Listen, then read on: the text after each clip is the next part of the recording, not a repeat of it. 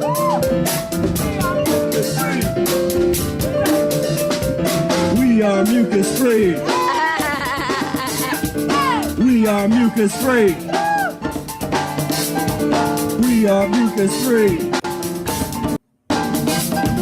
We are mucus-free. We are mucus-free.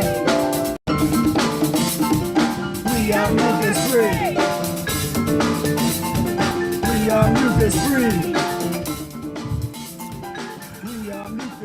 Greetings, brothers and sisters, and welcome to the Mucus-free Life podcast. And I am Professor Spira. Let me get my my video hooked up here. What's going on? What's going on, everybody? Welcome to the program. And I'm trying something new over here. I got the Instagram now. If you're seeing this on Instagram and you want to have better quality, go to my YouTube channel.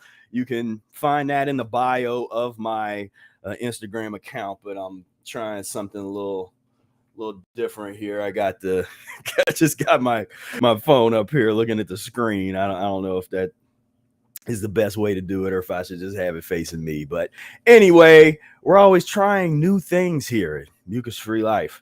And so there's a lot going on. This is, I can't believe we're halfway through July already. And we have some things coming up. So first announcement, in 2 weeks' time, in less than 2 weeks' time now, we have the 4th annual Professor Arnold Ehret Day celebration, where we get together here in Columbus, Ohio, with a bunch of some of the greatest people on the planet, fellow Mucusless Diet Healing System practitioners, people that are really serious about this lifestyle, about making this transformation. And we're going to be here in Columbus, Ohio on July 30th and 31st, 2022. And very happy to have Eli Martyr going to be on the program, Johnny Gonzalez on the program, Takora Tafari, Brother Air, myself, and we will have the Professor Spira and Brother Air Fire Music Project, the duo edition. And so that is going to be off the chain. Really looking forward to that. And hi, DJ. So yeah, this if you the tickets are on sale, and they are the price of the tickets are gonna be raising up very soon. So if you want to get the the early bird tickets, even though it's the early bird pricing, even though we're pretty close to the event, definitely encourage you to do that. Click the link, get the ticket. If you're thinking about, like, oh man, I don't know about the travel, or if you're anywhere near, if you're able to get in a vehicle and drive, so however many 10 hours, if you up to 12, 13. I've driven, the longest I drove in one time was I drove 14 hours one time to New Orleans. But not saying that you should do that. Maybe break it up over a couple days, but get here. I think some of the airplane tickets have come down just a little bit, so that's good. And of course, if you're nearby, definitely should be here. Get the tickets. They're on sale right now. Click that link and join us here in Columbus, Ohio, for the #1 event that celebrates the mucus-free lifestyle, the natural healing. There's nothing else like the Mucusless Diet Healing System. There's a lot of imitators. There's a lot of things that give praise to Arnold Ehret, or kind of, tip their hat to the legacy, but they're not really dealing with the transition diet. They're not dealing with Ehret's brilliant fasting recommendations and protocols. They're not dealing with the information in the Mucusless Diet Healing System book. And of course, we have an annotated, revised, and edited edition along with a number of other books. That's something else that you want to grab soon. The prices of the books are going to be going up soon, but just because we have to, because the inflation and all that kind of stuff. And I haven't done it yet. So this is the last opportunity. If you want to get the books, whether they be the paperback editions or the electronic editions or whatever, if you want to get the books at the price that I've pretty much had them at since for the past five years or so, the bundles and the individual books, but it's particularly the bundles, definitely jump on that. All the links for all of that kind of stuff is down below as well. And let's see, we must add, let's see, can I still donate for Ehret Day? Is it too late? No, it's not too late to donate. I don't have that link super handy. Maybe if I don't know if Kyrene wants to maybe throw that up there. I know she's probably watching. You could throw the link in the chat for, is this somebody that's on yeah, you're on up in the YouTube chat. You could throw the link for the to donate, the donation link. And I should probably also put the PayPal someplace, put the PayPal link up there as well, because that's a little better. But yeah, definitely, and we would really appreciate the help. We're a little behind this year on that on that aspect of it, and so we would really appreciate, yeah, if you're not able to make it, but you'd like to just support what we're doing, a little donation would be very, very much appreciated, most definitely. And so I appreciate you asking about that.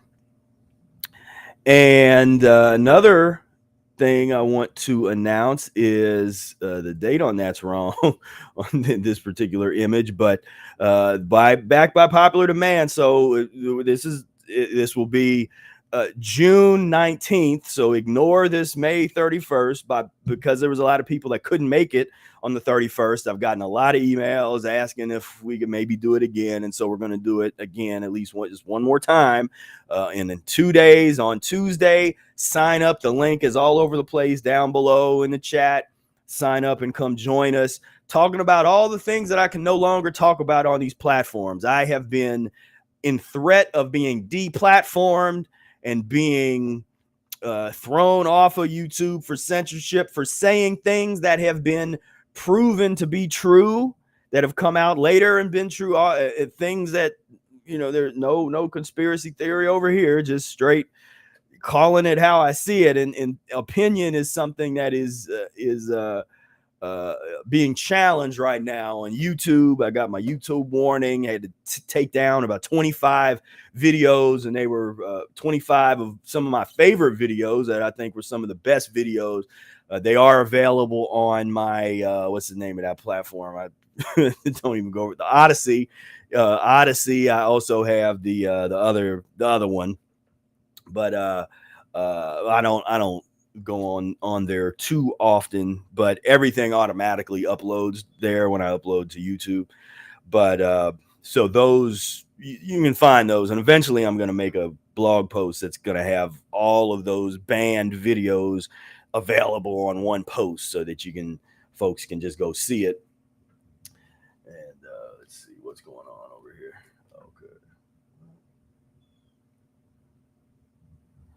Okay. I'm on the Instagram. There's a few people watching over here. And like I said, if you're on Instagram, you want to get the better quality of the live stream, go to the YouTube channel. We're also live on a few places on Facebook and mucusfreelife.com as a blog post. So yeah, so that's definitely sign up for that. We're gonna really, I'm able to get a lot deeper and get really nuanced in the live chats that I can't really just get into. I can't go really say exactly what I want to say and all that kind of stuff. It's like on these platforms, I could, but I would be deplatformed. Then there's a lot of people that would not get this important message. And so I had to weigh the pros and cons. Do you leave Facebook behind? Do you leave just, I mean, they try to shut down I had the Facebook, a couple ads running. They've tried to shut down my ads account. They try to shut me down on YouTube. They deprioritize, shadow ban. I've had everything done to me on these platforms, and we're still here. We're still strong. They do as best as they can to suppress without just being just blatantly bold and obvious and really obvious about it. And so it is what it is. That's what we're dealing with here. And so I always appreciate it when you all share the videos, or you share the post, or you well, I don't really do a lot of Twitter, as I can say retweet. That's good too. But like reshare, like the stories are really great on Instagram, and the reels, and all that kind of stuff. My reaction reels, reacting to pus and mucus culture, those do fairly well. Sometimes I'll look up and there'll be like 20,000 views or something on me just looking at something in disgust. Somebody just really eating something that is just pure death. And that's really the theme this year. It's all about, staying out of the nursing home, staying out of the hospital, staying out of the funeral parlor.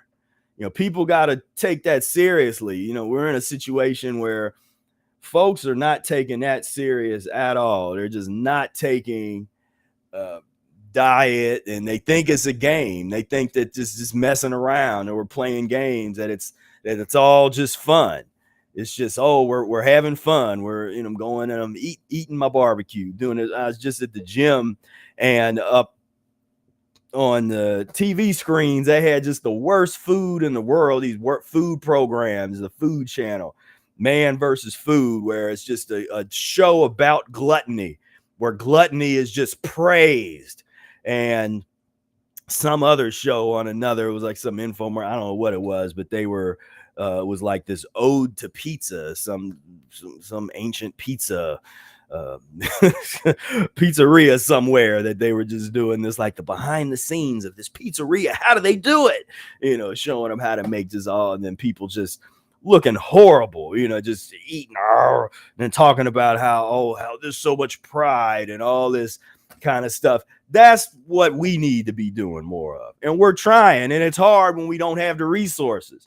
We don't have, Food Network pizzeria type of resources. And you notice that Food Network, unless they've gotten something pretty new, they don't want to touch veganism or plant-based stuff with a 10-foot pole. I don't think there's any vegan programs or any. There's no, they didn't give like Fully Raw Christina a show. She should be on there. Give her a show.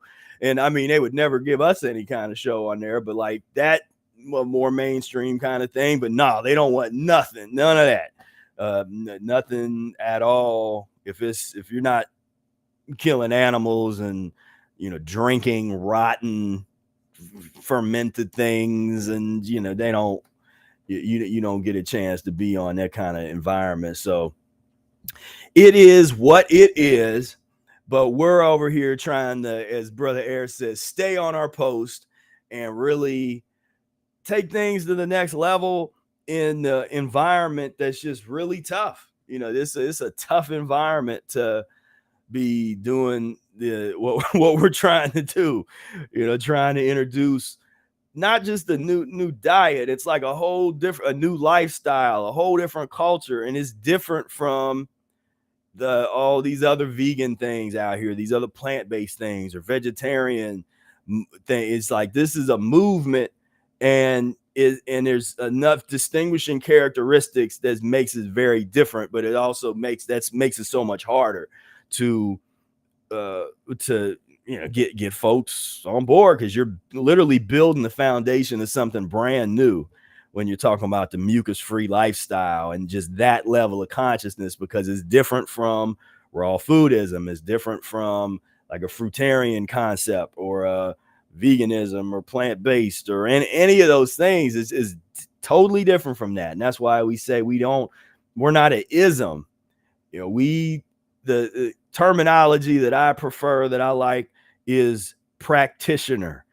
You are a practitioner of the Mucusless Diet Healing System. If you take that name on, if you take that on, you are a practitioner of Mucusless Diet Healing System, which gives you the latitude to transition in the manner that you need to. So because some people they keep, everybody likes to put themselves in a box. They say, well, I eat no cooked foods, I'm in this box, or I eat no, people want to try to be like, oh, I'm totally mucus free, I'll never have another morsel of mucus in my life, so I'm, it's like, that's not the point of the transition diet at all, is to be in some type of little box. It's about practicing the system, dealing with the ups and the downs. Sometimes you're going through a period where your diet is excellent and is on point, really mucus free. Other times you're going in what we call the mucus lean periods, or just the transitional items or some processed stuff or whatever. And in the other times you're fasting, and other times you have a real good period where you're doing lemon juice and distilled water enemas every day, and then sometimes maybe you fall off. And so that's working the system, and that there's nothing else like that out here, working a system.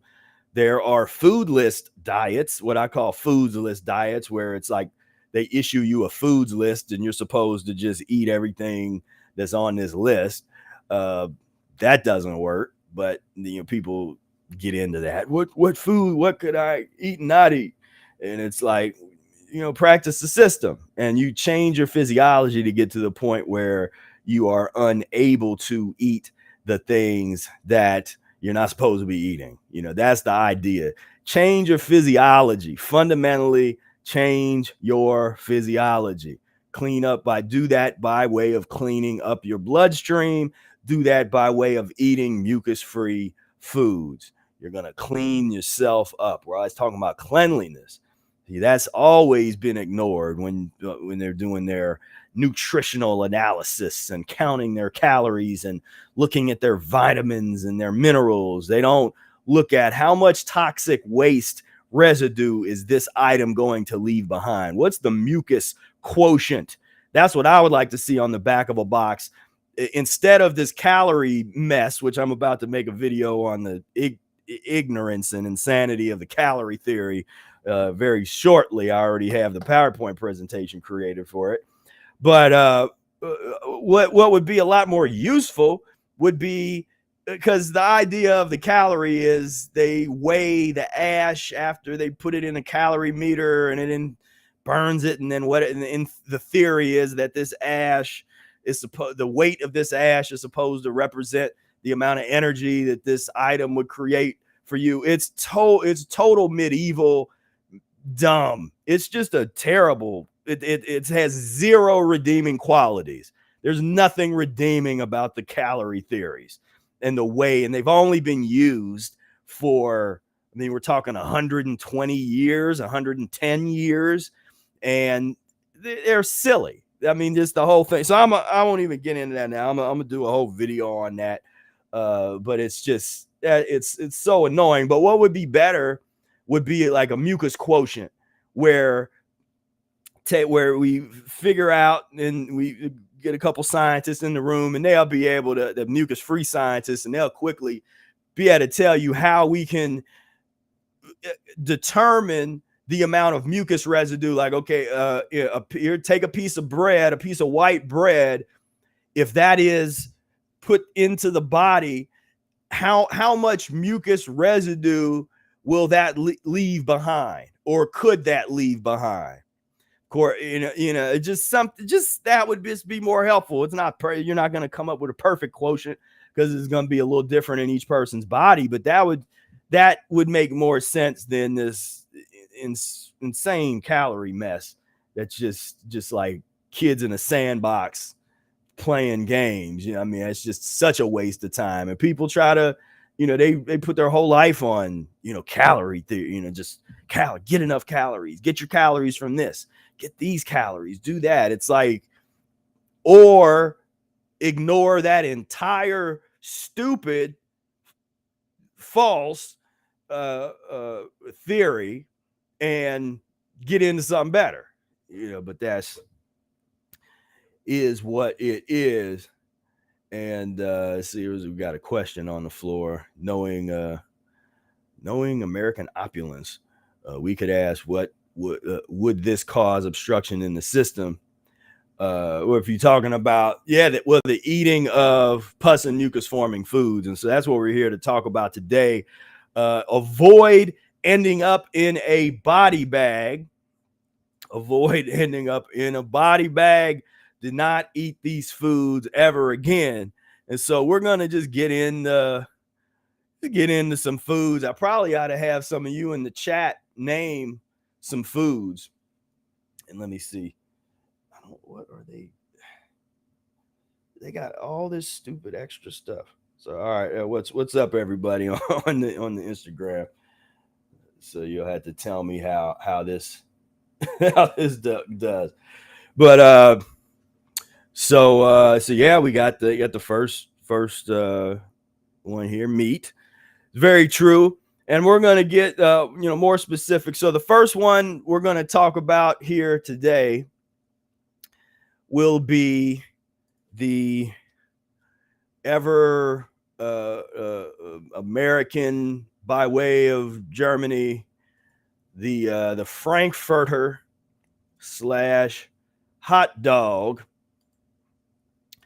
And let's see here. Do this. There we go. Oh yeah.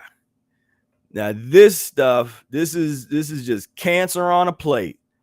This is just heart attack on a stick, heart attack on a bun. And actually, in one today when I was at the gym was probably why I've been thinking about this. Along with that pizzeria, they were talking about a bunch of this hot dog stand, and we got gourmet hot dogs with all the. I mean, just look at this mess. I'm 20 years into practicing the Mucusless Diet Healing System, so I'm so divorced. Like, it's hard for me to just at this point even remember back to when I used to eat this stuff like almost every day.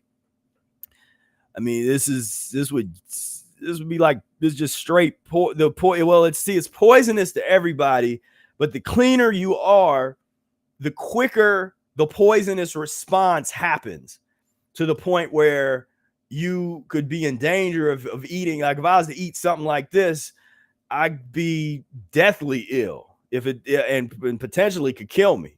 Just like, I mean, I'd be better off arsenic or some kind of drinking Clorox bleach or something, than eat this mess.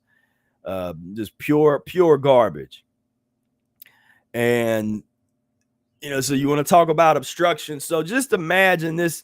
So you eat this and it goes in, and people want to try to make this argument. Well, we have these digestive, all this digestive fluids, and it does its job. It takes care of the waste and breaks it down. And no, not all the way.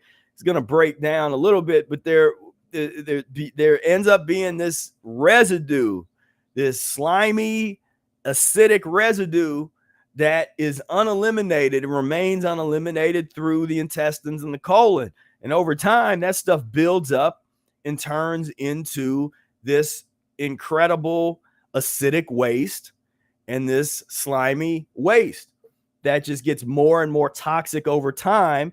And that becomes a reason why things like colon cancer get popular, and a number of other things. You're talking about just the degeneration of cells by way of acid in the colon, in the intestines, because the human body is not developed on any level to ever mess with any of this. This is, God, I mean, just meat on white bread. I mean, folks are really, just really trying to hurt themselves with this. And I want to be sure to make connections today to, let's see. to where you will end up if you choose to go in this direction to eat like this. And so so here we go. So if you really want to eat this, if you want to live this lifestyle, the American lifestyle, the European lifestyle, if you want to do this, okay, that's your choice, that's your decision. It hasn't been outlawed yet, fine, but then be ready to do that.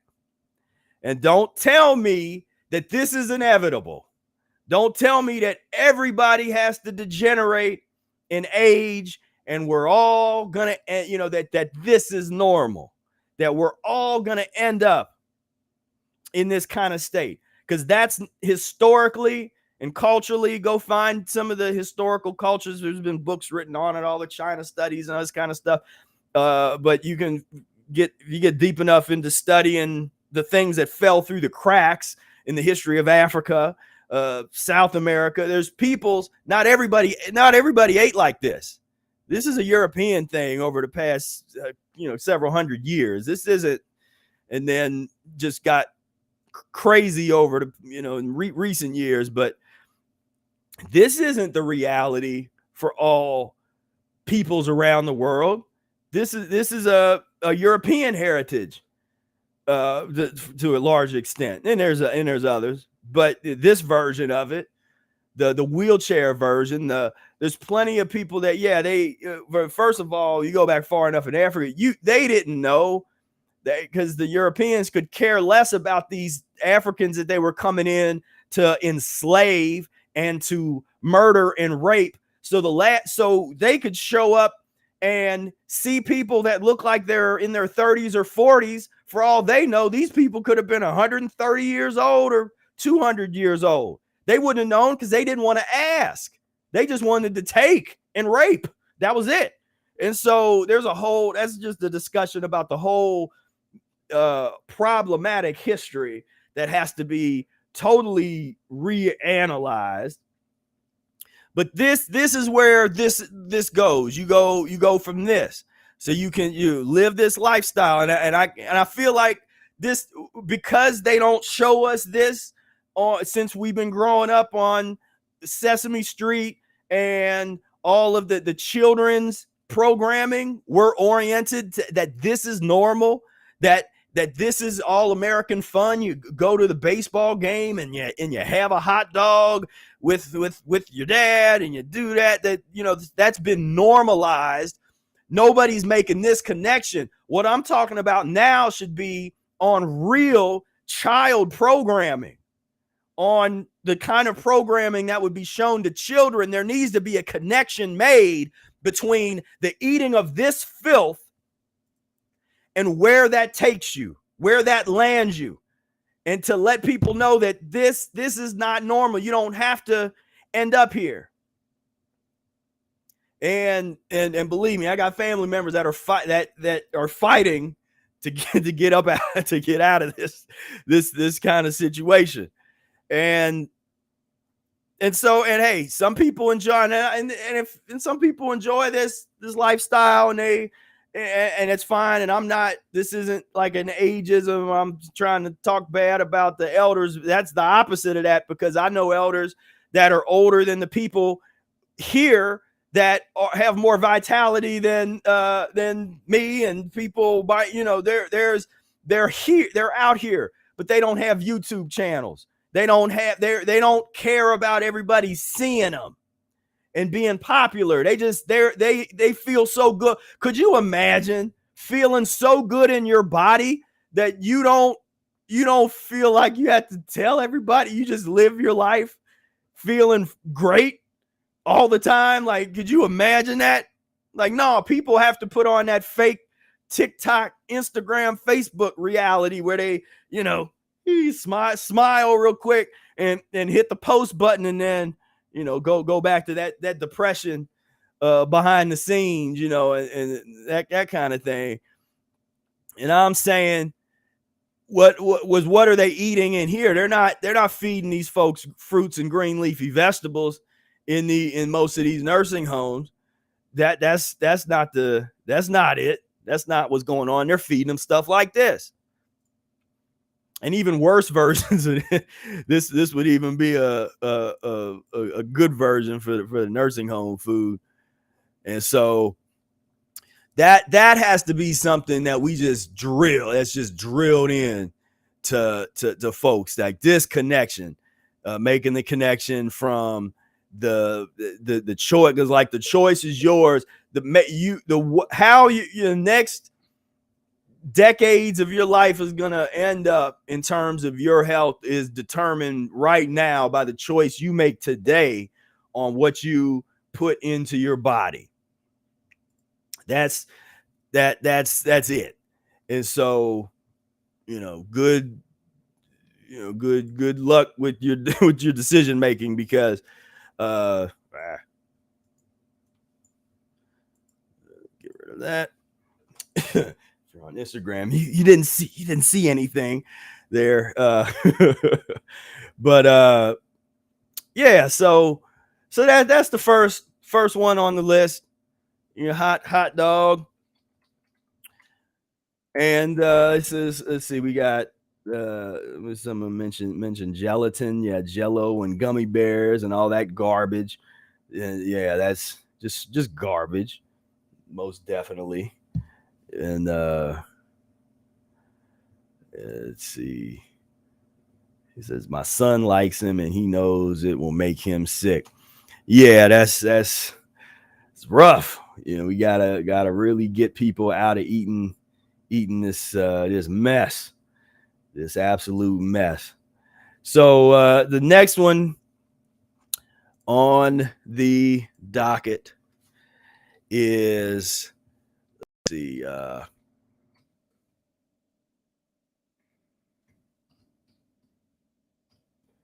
let me see here. I want to get all this queued up, and let's see.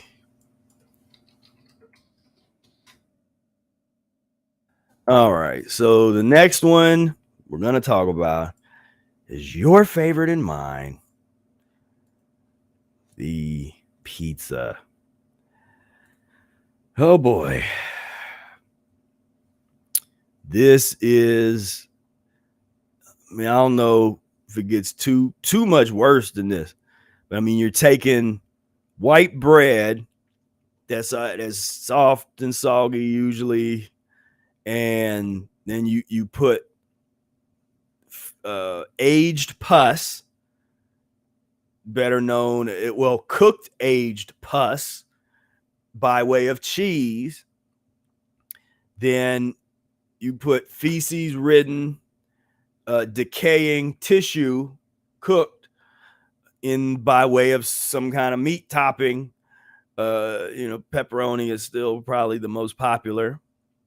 And then don't tell me about your Daya, your vegan Daya pizza. That's, no, like, just don't get stuck in that world.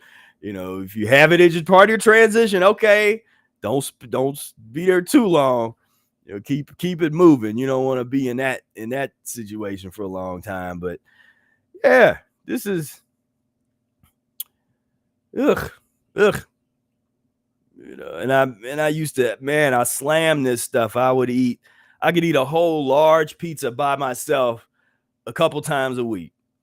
I was in love with pizza, and just this is one of the worst things that you can put in your body. And one of the things that we used to do, I wonder if I could let me see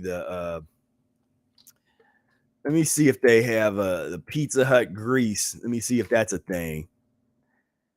So what we used to do is with Pizza Hut, we would literally take and we would even identify it as, we're dabbing off the cancer. This was in the 90s. So you take a paper towel, and we would particularly do this for Pizza Hut pizza. Take a paper towel and you dab it, and you get all of this grease. That, oh man, you get all of that grease, and you dab it, and you end up having this this paper towel that's just filled. Let me see if that. Yeah, I mean, because it's a thing, and the whole thing is if you like, why would you want to put this in your body? It's okay. You daub all of this grease off, and you know that it's not good for you. I mean, everybody like daubing that grease. They're not like, there's nobody saying, "Oh, all your vitamins are in that grease. You better not, don't waste the grease. You better take it." Like, even people with terrible diets know, like, yeah, let me, but then they also feel like that's doing something positive. Like, yeah, I'm getting this grease off. That's that little bit of fat that's that grease. I'm helping myself live longer. It's like, no, let's not be delusional here. But yeah, this is, I mean, you're talking about all of the heart attack, stroke, cancers, allergy problems, so on and so forth, and then the systemic problems that go from that, which is the deterioration and degeneration of the joints, spinal problems, so on and so forth. It just goes, just keeps on going down from there. But what is that? Pizza. Oh no, that's still Pizza Hut. Never mind. Thought that was a little Caesar thing. Ugh. So the connection here that we want to get in, if you want to live this lifestyle, if you want to live the daubing off slimy residue from the food that you're eating type of lifestyle, then be ready for this. Be ready for the operating room. Be ready for the day when you wake up gasping for air because you can't breathe, because you can't get the air that you need, because you're totally obstructed from head to toe. Your lymphatic system is at a standstill. Your entire body is like one big traffic jam. You got a pus and mucus jam all throughout your body from head to toe. And then where does that leave you? That leaves you in the hands of these folks, of these fine folks. Now, like we say, we're not talking about emergency situations. There are emergency situations. A lot of emergencies, they even have their origin in pus and mucus eating. Things like automobile accidents have their origins in pus and mucus eating, because there would be no such thing as automobile accidents if we didn't have a society and a nation of pus and mucus eaters. Believe that's a topic for a different day, to persuade you to understand how that would work. But it's part of the cycle. It's like you start here, and they make you feel good, hey, if everybody's doing it, the power of suggestion. Well, I guess if everybody's doing it, what's the phrase that being healthy is just having the same diseases as everybody around you? So this is normalized to the point where who in their right mind, who in their little pus-filled mind want to have a pizza blanket? This is silliness. And some of these look real. They kind of look real. That actually looks kind of real. Because that's what you need. So the connection needs to be made from slime residue food here to getting the surgery, needing to get the open heart surgery, the cancer surgeries. That's what my mom had, the triple bypass surgery. So, and here we also go where people want to complain and criticize us, saying that lemon juice and distilled water enemas are extreme. They have the gall and the audacity to say, oh, well, you get addicted to that. What about people getting addicted to, to these open heart surgeries and these colon cancer surgeries and these bladder removal and all this kind of stuff? This equals this. This isn't natural. We already have the cause of human illness. The search has long been over.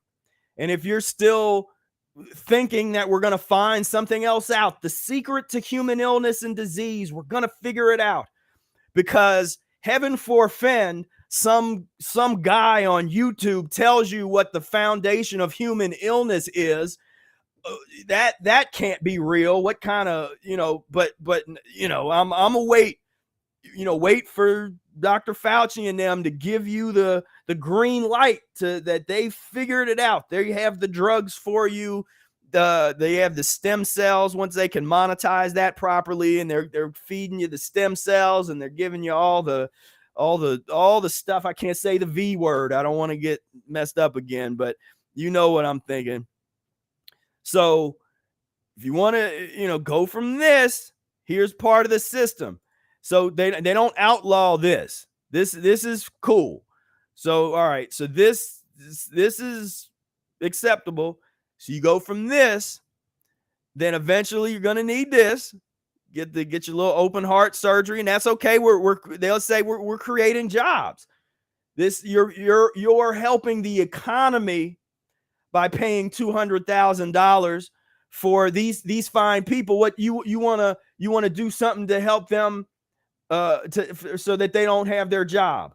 That's what people would probably idiots would say to me, and say, but these people need to work and they need to eat too.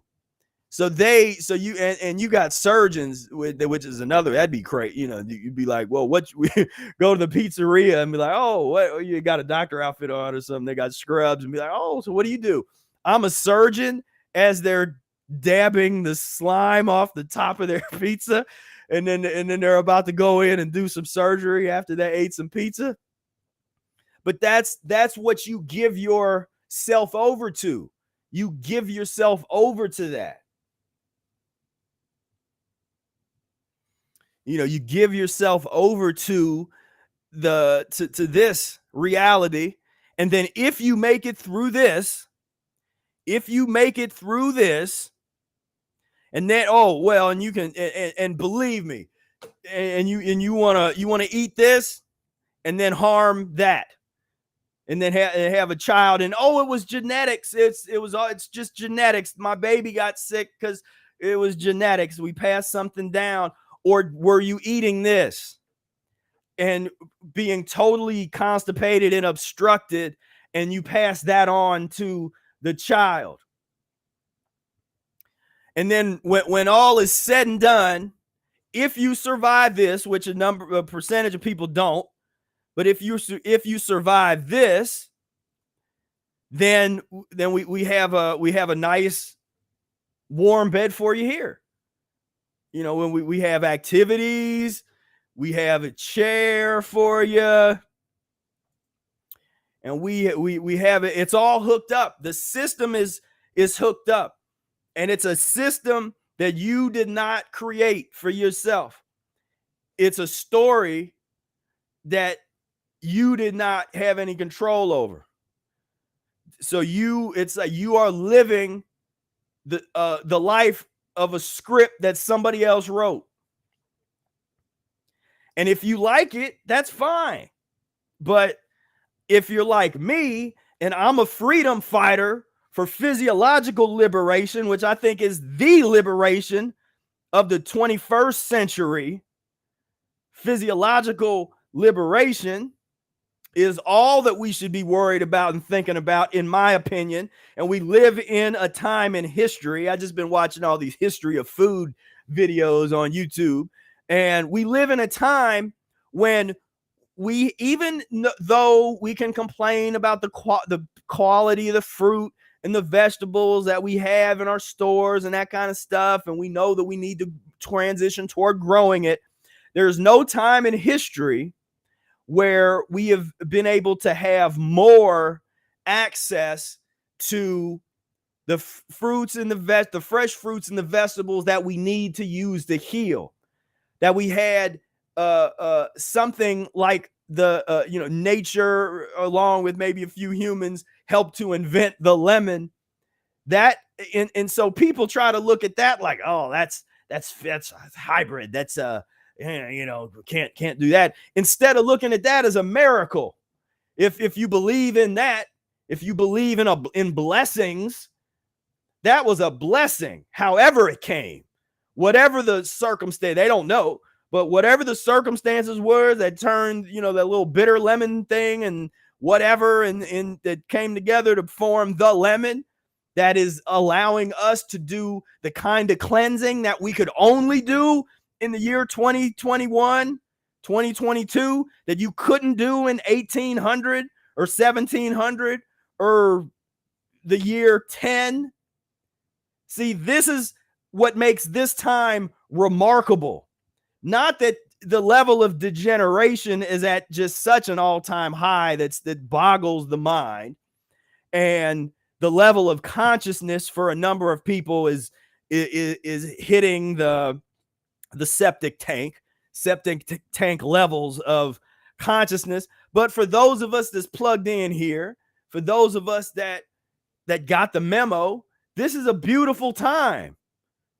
This is a beautiful time to be alive, to be able to go get pineapples regularly, to get oranges and apples regularly, to get and know that they're not perfect, they're not the greatest, and I complain about the quality all the time, but I would take the pineapples that I can have access to now than the ones that cost $8,000 in the 1800s.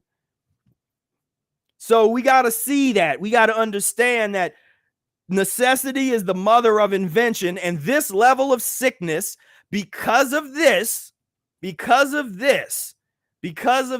epidemic of eating foods that are diametrically opposed to the human structure and the human spirit and the human body, then we go through this, and then ultimately we end up here. Because we have the task of cleaning ourselves up is so grand, it's nice that there's an equalizer where we do have access, unlike any time in history, no matter where you're located, to fresh fruits and vegetables. Yes, can you elevate? Can you relocate to someplace that has even better fresh fruits and vegetables, that has a better climate? Of course. But that's not an excuse to wait, because you got my friend, Brother Air, who's lived in one of the worst cities in the world, Cincinnati, Ohio, for over 40 years, practicing the Mucusless Diet Healing System. Well, he's lived there longer than that, but he's practiced the Mucusless Diet for over 40 years at the highest of highest levels, fasting for long periods of time, eating nothing but fruit for long periods of time, being mucus-free in a filthy, godforsaken place with terrible pollution. Worst pollute the air. I was surprised. I went to New York and I was like, the air actually isn't as bad as I thought it was going to be. The air in Cincinnati is horrible, and he's living right down in that. And so all those excuses about, well, it's the pollution is bad, the fruit and the vegetables are bad, I can't really do this here, I gotta wait until I can relocate. That's all BS excuses, and folks that aren't ready to really do this work, because this work can be done anywhere. You can be in Alaska, you can be in Canada, you can be in wherever, be in Greenland, you can be anywhere with terrible climates. Russia, you can be anywhere, and you can do this diet in this lifestyle to some degree. So I'm just not interested in the excuses. And so this pizza thing, we got it now. If you're transitioning off of it, there's better alternatives. So if you take something like, you could take an almond tortilla, or if you're still eating wheat, like even a wheat tortilla, they're very thin. You can put a little tomato sauce on it, put some oregano, chop up a bunch of vegetables like some onions and green peppers or some stuff like that. Put that in the oven for about 10 minutes or something at 425, and boom, you got you like something that is gonna help if you have this craving. That's called transition. It's called a transitional meal. Have it with a big raw salad, and that can help deal with this because the cravings are real. I'm not here to try to tell you like, you gotta, you just use your willpower and never eat this stuff again. You're gonna crave it. If you ever ate it before, it's outside of your control. You just gotta accept that. But what you don't have to accept is that you're destined to just eat it the rest of your life, or that it's normal to eat it. Go do an enema, and if that don't work, you're still craving it, then do one of, like I said, a little alternative. You make your own little, let's call it the Spira pizza. There's things that we can do within the context of the transition diet. That's where the toast comes in. The toast, the number of different things that you can do that we talk about within the context of transition dieting. So that is the pizza. What are we going to talk about next? Have you got anybody in the chat? Any recommendations of what's going on? Kyrene says, "Yep, mucus cravings are so real. Alternatives really work." That's the key, because there's a lot of kind of purists around that want to try to say, well, like, just never have mucus again, and never do this, and eat nothing but fruit, and all this kind of stuff that doesn't work for most people long term. There's a handful of people that can like pull off being really aggressive from the beginning, and most of those folks aren't totally mucus free, because they're getting into different types of mucus forming items and the nuts and the seeds and that kind of stuff, which in the context of a transition is fine. I always recommend don't eat any kind of nuts or seeds without raisins. I mean, that's just a rule for me. That is a strict rule that to me is super strict, but it is what it is. I mean, that's where we're at. Let's see, pizza is salty, donuts or the sweet cousin, the donut. Yeah, maybe we could look at the donut. Let's let me see what we got. So with donuts, let's look at donut, and let's look at the production of donuts, and just straight mucus. And people eat this for breakfast. I mean, that's one of these, and I usually don't even think about a lot of sweets, because I like sweets and I ate a lot of it, but that was never something that was a really hard thing for me to get off of, like to stop eating cakes and things like that. But that for Brother Air, that was hard for him. He was really into donuts and cakes and the Krispy Kremes and all that kind of thing. And it's just straight mucus. There's really not even a whole lot to say. It's just a glump of mucus. You eat it, and that's just there's no fiber. It's not going through very well, and it's leaving behind just a bunch of slimy residue. And, but just this level of manufacture. And so it would make sense that to counteract this kind of manufacture of mucus on this level, that again, we have this beautiful blessing of being able to have access to massive amounts of lemons. And yeah, the price goes up and they can be expensive, but you can find ways to find them cheaper. But the lemons and the limes and oranges and all that stuff, so it makes sense that those things are available because there's got to be some kind of balance. Because when you're creating this industrialized level of processed foods like this, that just cause so much. Let's see some pictures of people eating the donuts. It's like, oh, so innocent. They like to get the kids, this is a weird, what in the world? That's weird, even for mucus and pus. That's kind of weird. So they got a lot of kids eating. So I guess this is supposed to be this. I mean, wow, there's a lot of pictures of kids eating this donuts. Is that a thing? I just never was into donuts like that. I had those little donut holes from Dunkin', that kind of thing. But then, you know, America's finest donut eaters, America's finest donut eaters. And it's, you know, and so again, it's one of the hardest things really to combat, I found, is because one of the things with pus and mucus eating that they have done, all the marketers and all of the people that just really support this whole way of life, is they have just made it seem wholesome.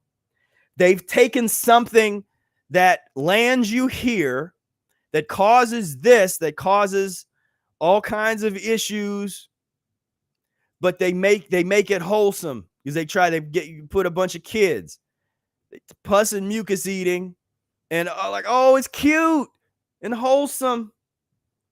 Look, oh, it's being cut off, isn't it? Like, oh, so cute. So cute. Look at the kids. Look at the kids being wholesome and eating the mucus. And it's like it's almost as if that's one of the worst things that you could do on the planet, would be to take something that's as deadly as pus and mucus forming foods, and knowing that it is no good for you. There's no, even if you believe in calorie theory and vitamin theory and nutrition, there's no nutrition here. Doesn't matter. It's wholesome. It's just, it's fun. And oh, it's fun. Look at the kid. That's fun, with all the crap all over his face from the donut. Look at how fun. Oh, we're gonna poor dog. They don't know any better. We give these foods to the animals so that they have the same diseases that we have. These poor domesticated animals. You know, that boy, these dogs, man, some of these dogs, I know that they just sitting around thinking about their ancestors. I mean, you want to talk about an analysis of domestication, because we live in the era of the happy slave and the domesticated human, that is letting go of any liberty that they have. And the fundamental liberty, no matter what society, that wherever you're living in or what, until they take you and force you to eat a certain way or force you to not eat or whatever, you are controlling, or should be able to control, what you put into your body, what you put into your mouth. That is the greatest of all liberties, to have the liberty to control what you put in your body. And folks are growing up. I mean, this is diabolical, absolutely diabolical. Just have the little, oh, it's cute, and well, I don't know what kind of nutty thing is this. I mean, and then, because, and folks don't want to realize, they think it's all fun and games, it's all cute, and it's all innocent, and just kids and the candy. When again, there's something that always blows my mind is I'll constantly see parents with children in the produce section, and children are going crazy pointing at the fruit. Like, I want that. Mom, can I have, like, tugging on the, can I have some of that? And the parent will look over, and they, for some stupid reason, here's a child that wants fruit, that wants some fresh fruit. There's nothing fresh in the basket at all. And the parents say, oh no, come on. And literally walk over and get candy bar instead of the fruit that the child was pointing at. See, there's a reason. See, what I'm trying to tell you is this doesn't happen on its own. This is not normal. This is the result of eating that from child. You eat like this, as innocent as you want to think it is, she turns into this person that then ends up turning in to her. And it doesn't have to be like that, because it could be more like this.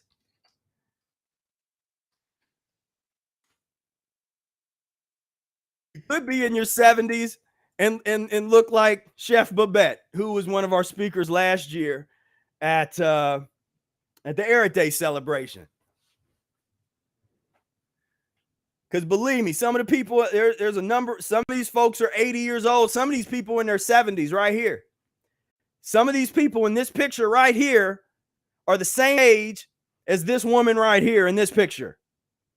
This woman right here has been eating fruits and green leafy vegetables since, I forget her age, with the age she mentioned, like 40 years old or in her late 30s, as her story goes, where she read the Mucusless Diet Healing System book, a couple other books, and just totally changed her lifestyle. And I'm going to be getting some clips out of from last year. I got really held up with that.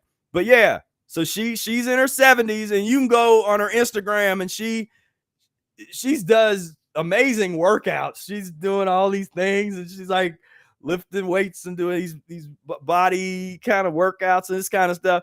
So the choice is yours, because she hasn't been eating this for the past 30 years, 40 years, or however long. She hasn't been eating this. So this is what the result is. You can be in your 70s, and it's like, and no one would know unless you tell them, or so the choice is yours. Like, because people this is really hard for people. They really have a hard time with this decision. They're like, man, but I love this. I love I don't know if I could stop eating meat. I love this, the donuts, and I'll crave the ice cream so much. That's fine. But you got a decision to make, because there is autonomy to a certain degree. And there are things that you can do to put your body in a natural state where you no longer crave this. There's nothing about any of this that looks good to me at all. There's not one of these. I don't want no vegan version of it. I don't want nothing to do with any donut. No. But it wasn't always like that. I had to transition my body to get to that. So the choice is yours. You can do this and end up here, or you can eat fruits and green leafy vegetables and be in your 70s and your 80s with more energy and vitality, looking younger than people half your age. The choice is yours, and that is a very important message to get over, that the choice is yours. People think they don't have a choice. People think that it's all genetics, it's all this, or it's just, it's normal, just eating all the mess. The choice is yours. So what's next? What are we going to talk about next? We're going to talk about one of my favorite and yours. So in this, we're just going to put a whole group of foods together, because I love attacking McDoo-doos. And so add everything they have to the list. Just there's nothing here for transitional purposes. There's no McDonald's. Like, McDonald's would be something that you just stop. We're not going to use that to transit. If you have to use some kind of fast food for transitioning, then I'd rather see you at like Taco Hell or something. You can veganize something, but there's nothing here. And there's a video that you might enjoy that's on the channel. I went in a drive-through at a McDonald's, and this was like at the height of the COVID stuff. And And I and I was just, I knew it was, I was just having some fun. But then I found out they weren't even selling salads anymore. They had stopped selling salads. So they would still sell all this, but they had stopped selling salads. And then if you want some fruit, they have bags of old apples that they like chopped up apples, put all kinds of chemicals on them to preserve them, put them in a bag, and then that's your McDonald's fruit. So this is on the list of you just stopped it. You just gotta stop this.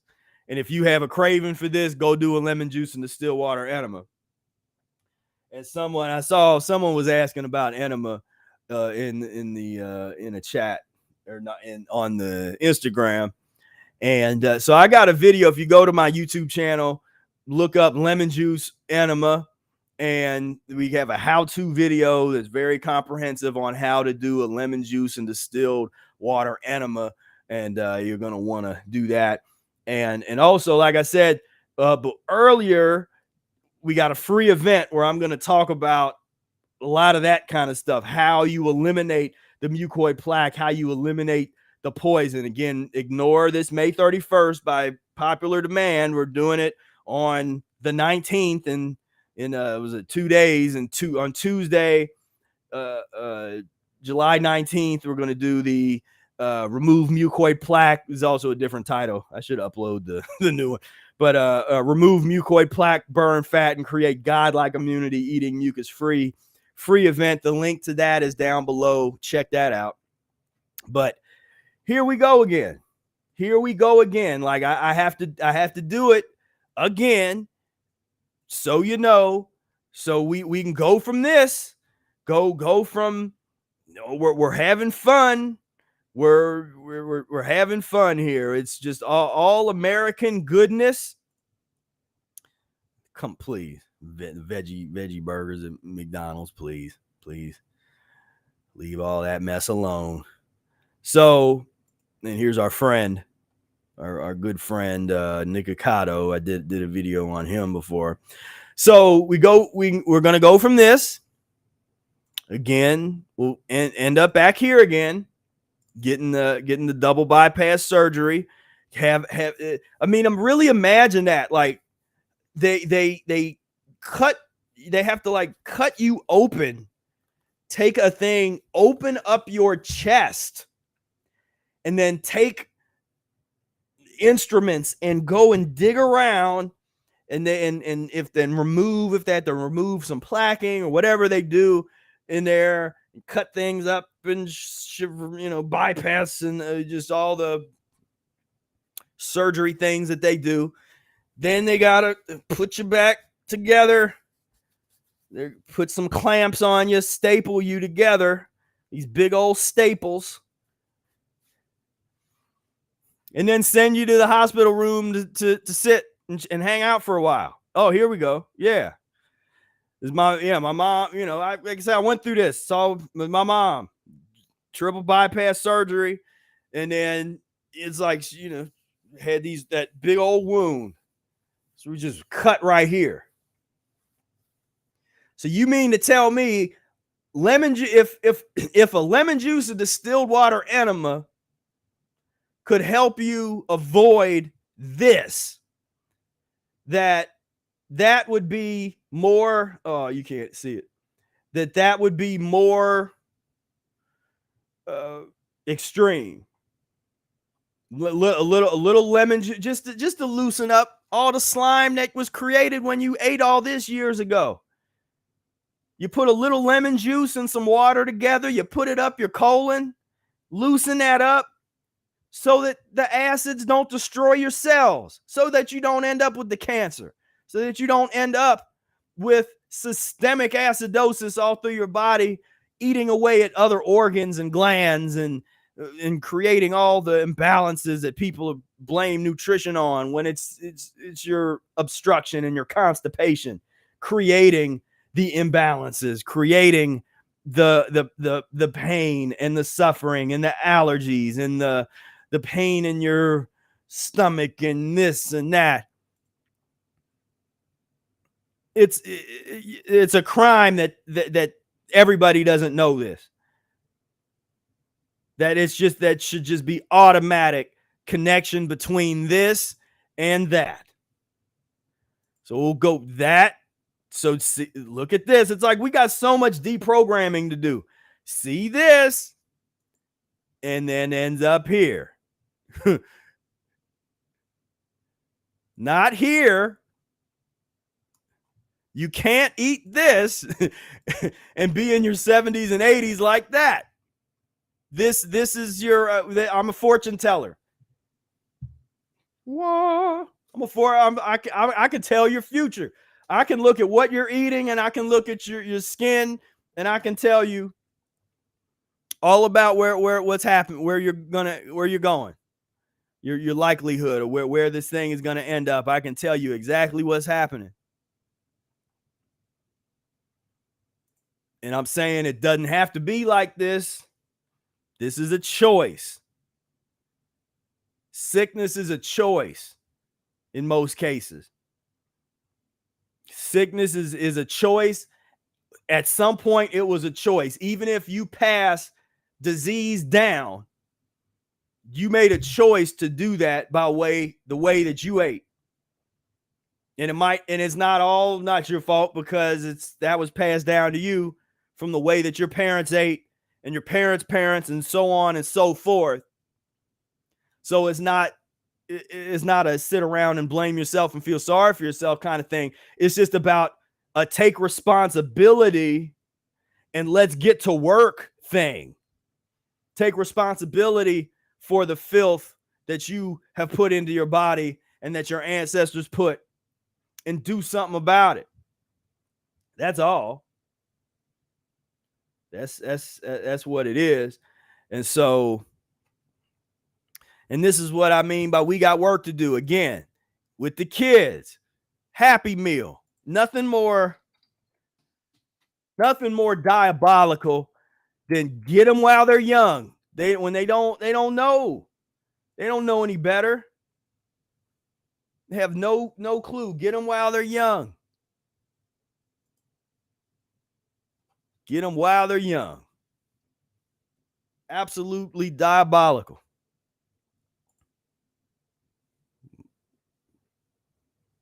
Oh, Lord. Boy cries tears of joy after eating McDonald's for the first time since lockdown began. You see what we dealing with here? This is where the war comes from. The murder comes from, the pain and the suffering, where the depression comes from.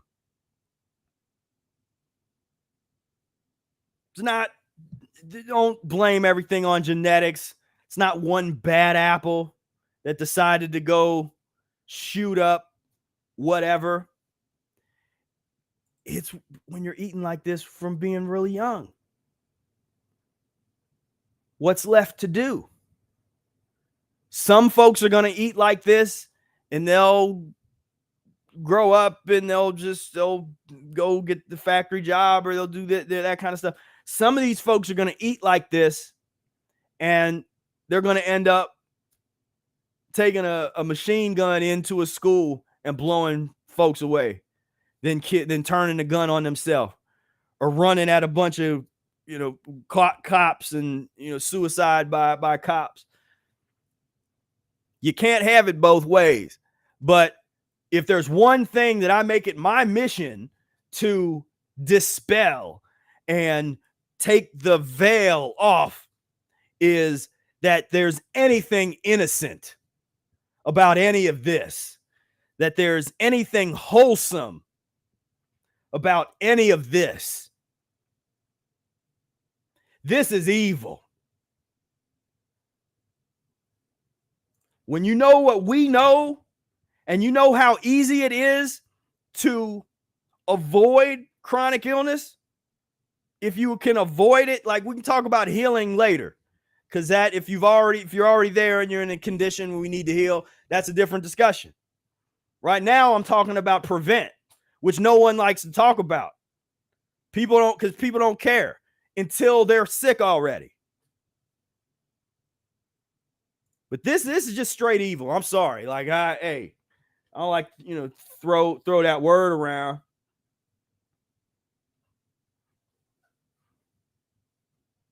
But you're taking something that lands people that lands people here and here, and you're just making it so wholesome and cute and acceptable and normalized when it couldn't be further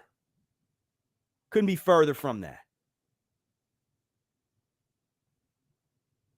And this is what we're dealing with, what we're up against. This is why it's so hard. And this is why I tell you, don't be hard on yourself, because we all came up with this. We all came up. Unless you're one of the children of one of the parents that's watching them, that I know there's actually kids that watch my videos, their parents show, then you're blessed. But the rest of us, we came up with this. And yes, it's hard to deprogram, because we get away from that. We forget. And this is the kind of stuff that I sit and contemplate, which is what helped me deprogram. To sit and my memory is decent. And so I remember those old commercials and the content that we were consuming. The way, the portrayal, the way that made you feel watching these commercials, watching these kids, wanting the toy, playing the Monopoly, you might win some money. I remember all of that. Get your little toy. What kind of mess is? Here's a cancer burger for a child with a little trinket. That's like some drug lord stuff. Get the famous people on board. We get whoever's famous. We'll get them. Promote the madness.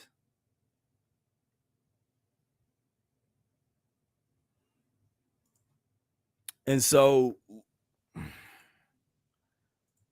these connections have to be made on a mass scale, because one of my missions is for everybody to know that they have a choice.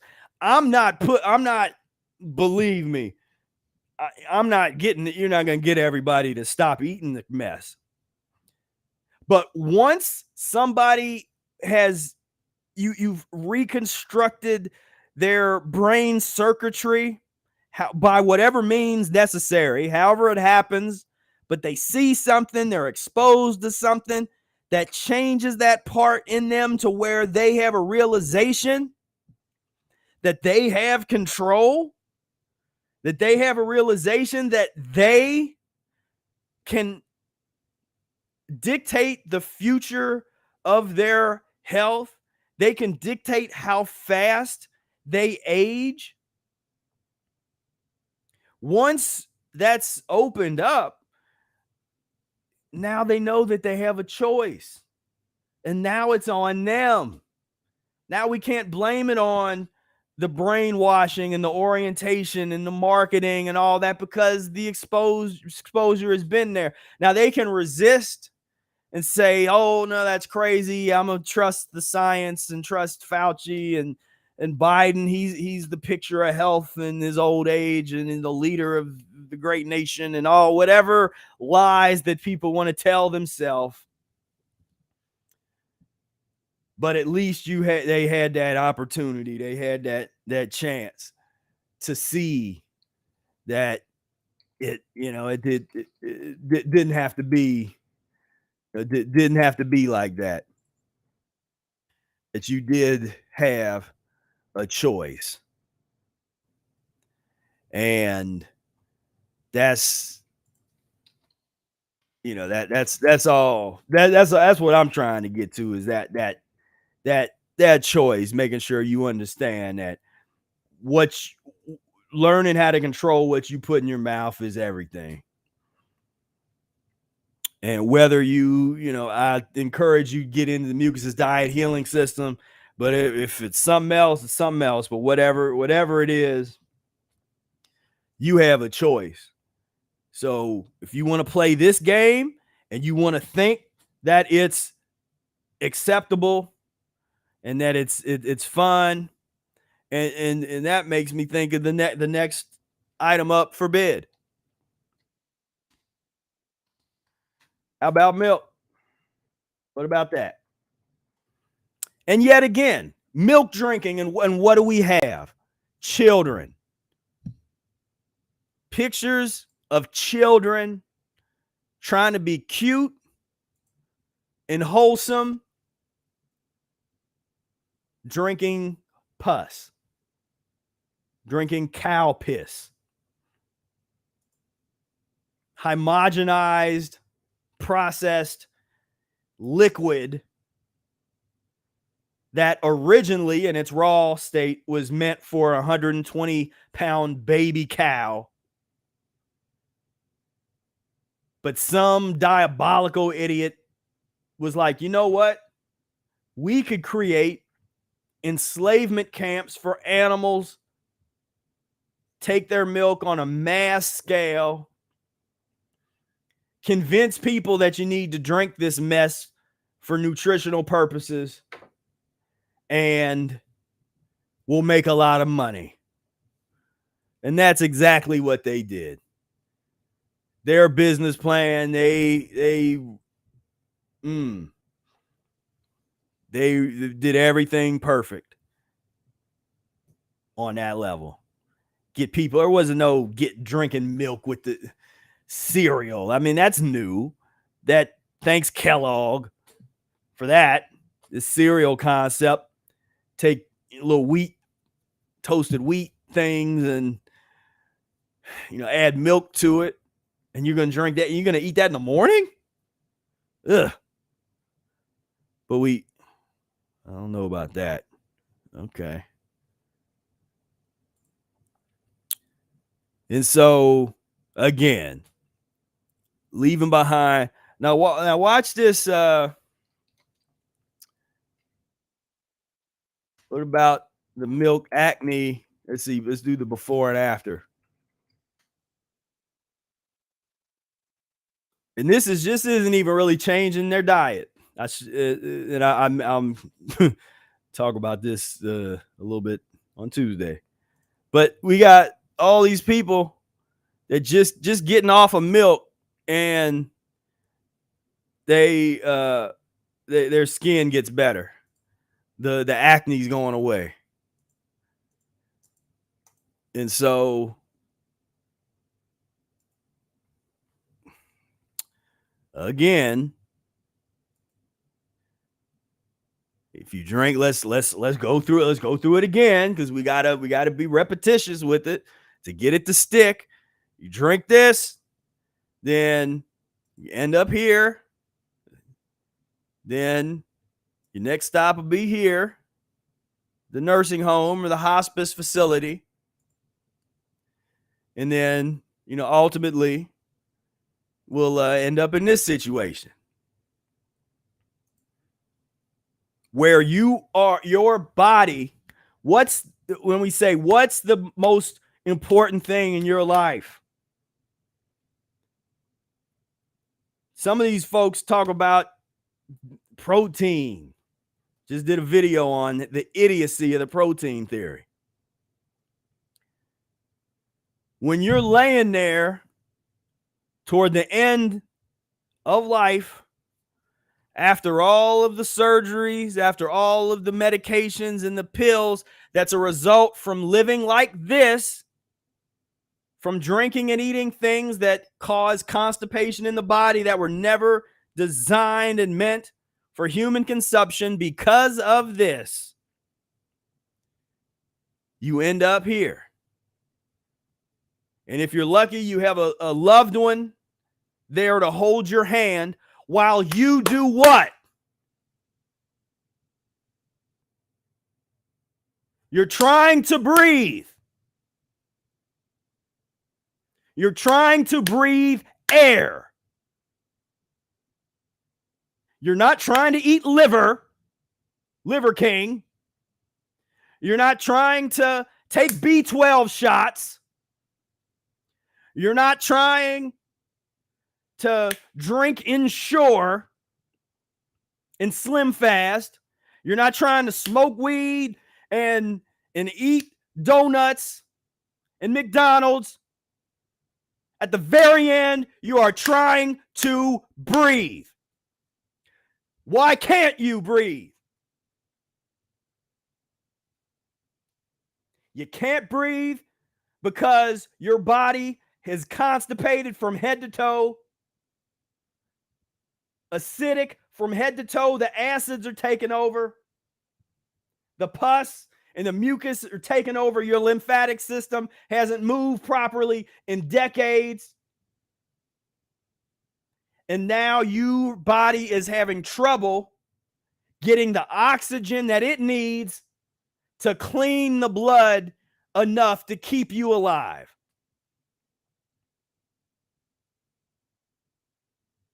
And people want to blame everything else. They say, oh, you're deficient. Make sure we're omnivores, we're carnivores, we're supposed to eat all of this stuff. And where you end up?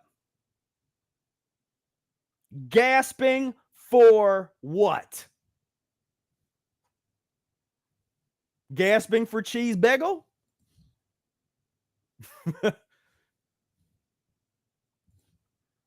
You're gasping for air. And maybe they have a little oxygen there for you. If it gets bad enough, what do? They stick a pipe down your throat. To do what? To help you breathe. Or if it's real bad, or you're one of these people that you love smoking. And I used to smoke. What are they going to do? They put a little tube right here. Stick a little tube down your throat.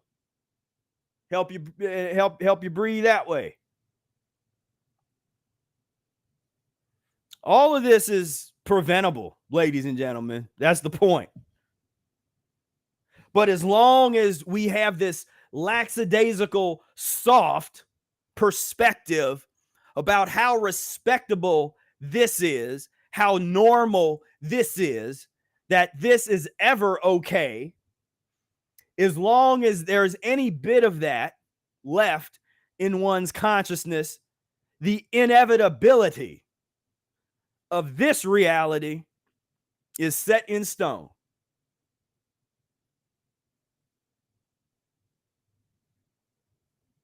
But what if this didn't have to go down like that?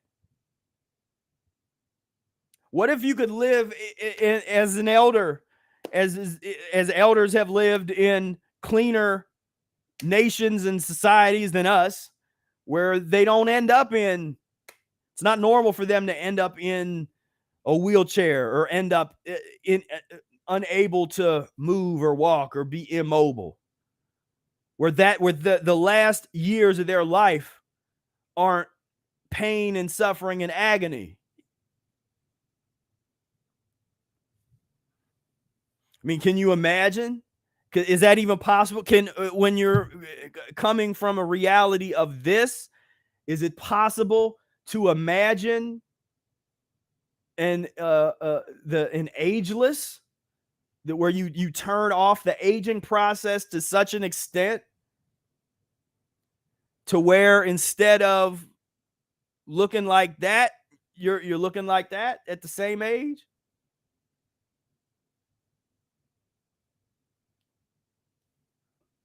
But as long as this doesn't look crazy to you, as long as this doesn't look like a horror movie,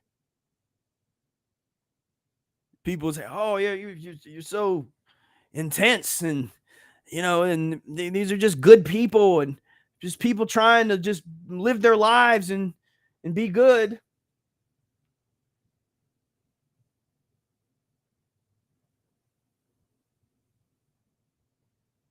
I'm saying I want people to have a choice. If people know that that the result of this, like the Surgeon General warning they put on cigarettes, cigarettes may cause cancer and lung cancer and whatever. People know that it's not today. Very few people are going to, well, it's not like that with the weed. People think that that's real healthy. But with the cigarettes and the tobacco and all the mess they put in there, people know that's not nutritious. You're not getting your protein smoking your cigarette and your cigar. You're not getting the nutrients you need, or you're elonging your life in some kind of way. People know that. People need to know that a glass of milk is like 10 times worse than the filthiest cigarette you could find.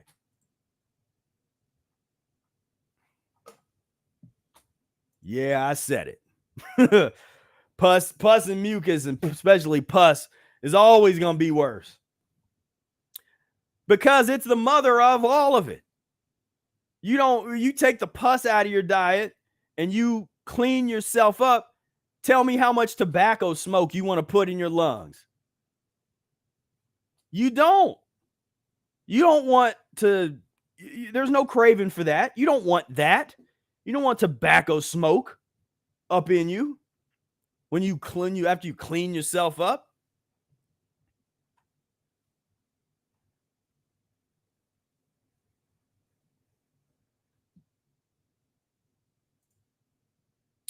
As you say, there are people that consume mucus and are genetically sculpted. I don't know if you're talking about like the muscle people and that kind of, but the thing is, well, first we had to look at the longevity of I wonder if there's any pictures of the of let's see.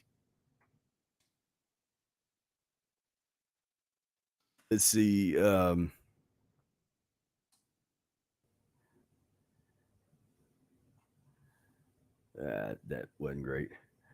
Let's see. There, I need to find. That's something I need to find. Is like the find like the aging bodybuilders that don't do too well in old age. Let's see. Yeah, I'm gonna have to because I've seen them before, but there's like that one with Arnold Schwarzenegger where he's like looking like pretty bad, and he think he had a bunch of issues, and guess he went vegan for a few days or something. I don't know. I don't know if I doubt he's still vegan, but who knows? I don't know. You could leave it in the chat if you know. But yeah, but it doesn't last. It's like, yeah, there's some people that, again, looks aren't the internal health all the time. So there's some people that can get away with eating horribly, and they're going to look good for a while, but oftentimes that does not end well. That gets pretty bad, toward the end. There's a lot of folks and our favorite athletes. We look at the average let's see, average age of, what's this? The average age. The average age of football, like a football player. We see this because we lionize these are great gladiators, and what these folks are living in, 60 years old, is that the average age. But they say NFL players who died during that, the average age of 59 years old, be a professional. I played football for 6 years, and I got plenty of probably little mild concussions and just messed my body up good. I'm glad I had the Mucusless diet, because before I started the Mucusless diet, I couldn't do this with my hand. I was 18, 19 years old, and my hand, these right here, was always swollen, and it was hard to open my hand all the way up. Now I was 18 years old because I played football for 6 years. So I know what that does to the body. And so this doesn't surprise me at all. To play, to be like, you're, because people assume that you're the highest level of health when you're an athlete, because that's that's part of that mythos. That's part of the mythology. That's part of all the, they're these great athletes. They're super healthy, aren't they? Folks are dying in their 50s. Some of them are having really bad, like, that's a whole thing that you could study and get into with the different head traumas. And I mean, I've felt myself go through eliminations and like head trauma type of eliminations during fasts and things that I know had come from injuries that I'd sustained when playing football. I felt it. There's things I could just, it's hard to describe it, but because you're healing yourself from things that never healed when you go down this path, and you're cleaning yourself out and you're fasting the right way. But and then baseball is you get a little, I mean, and think about baseball, these guys, I mean, you're not, what are you doing? You run, you hitting the ball. If you can get hit with the ball, you're going to get hurt that way, but you're not having many car crashes every play. These folks, so you live a little longer. So they're at baseball average age was a 67 years old, 66. Largest cause of death for football players was heart disease. So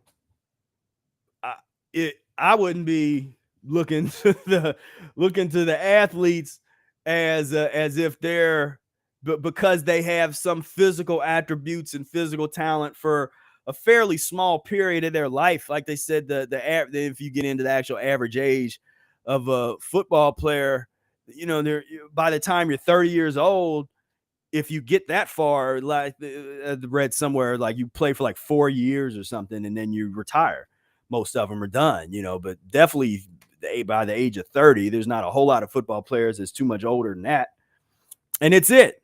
And then you got from 30, if say you're lucky enough to get to 30 and you retire, and then you have 25 years of life left, and that's it. Or if you made different decisions, you could have had 50 years of life left, or 60 years, or who knows how much life left if you'd have went down a different path. But you chose the heart attack path. And that's okay, because you imagine the life of a professional, somebody that became a professional athlete, particularly like in football. These folk, if you were at that level, like, this, as hard as it is to actually get to that professional level, that meant you were a star since like peewee football, or like at least high school. So you had people just flooding you with praise since you can remember. And you go through that in high school. Just think about what that does to your mind, to have to your name in lights all the time. Every people wanting to always give you everything. That kind of, that whole kind of thing. Imagine what that does to your mind. And then all of a sudden you retire, and then it all goes away. No more rah for you.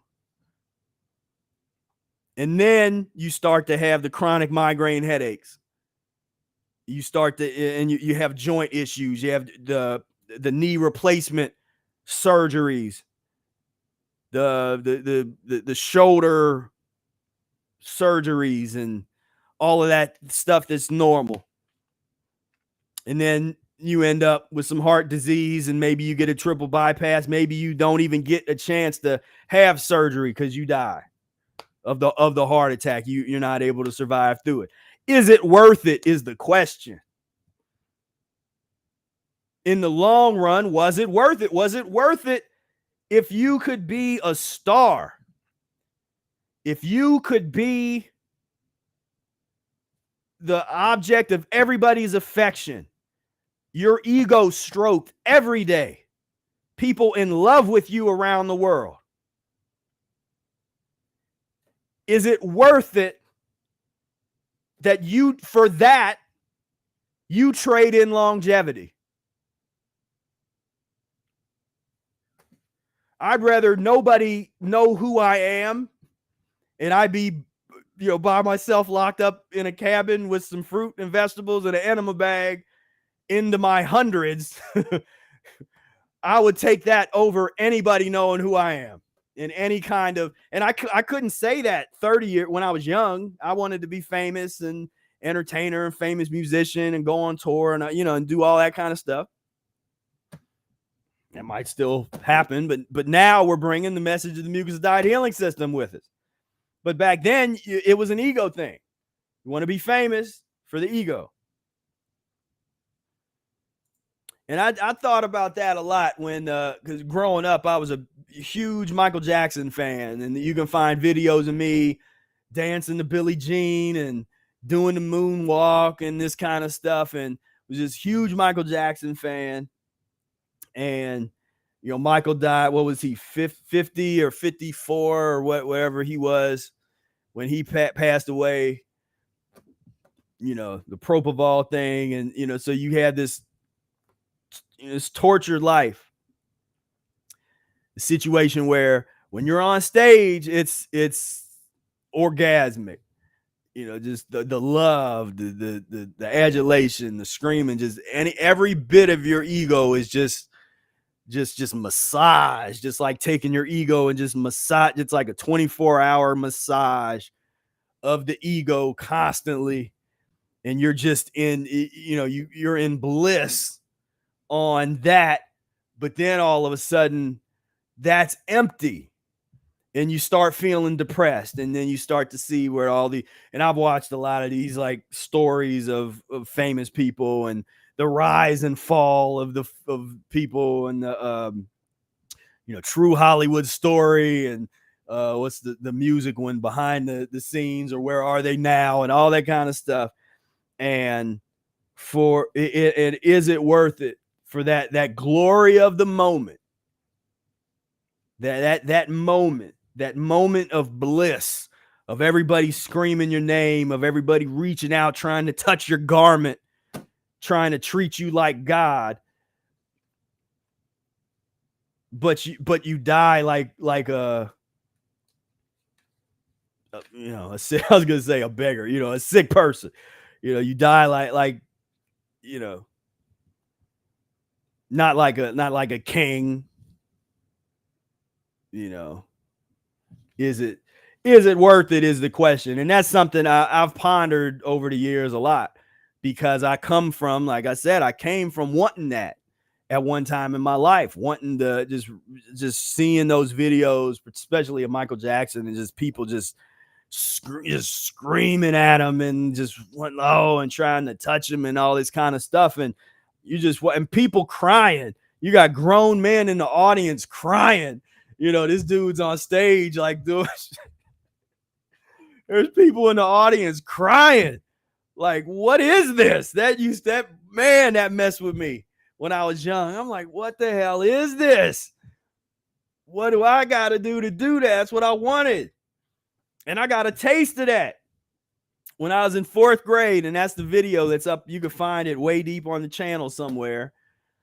When I was in 4th grade, I danced to Billie Jean. I used to dance all the time. Like I'd dance and watch, and never had any kind of training. I just watch and try to mimic what I was seeing.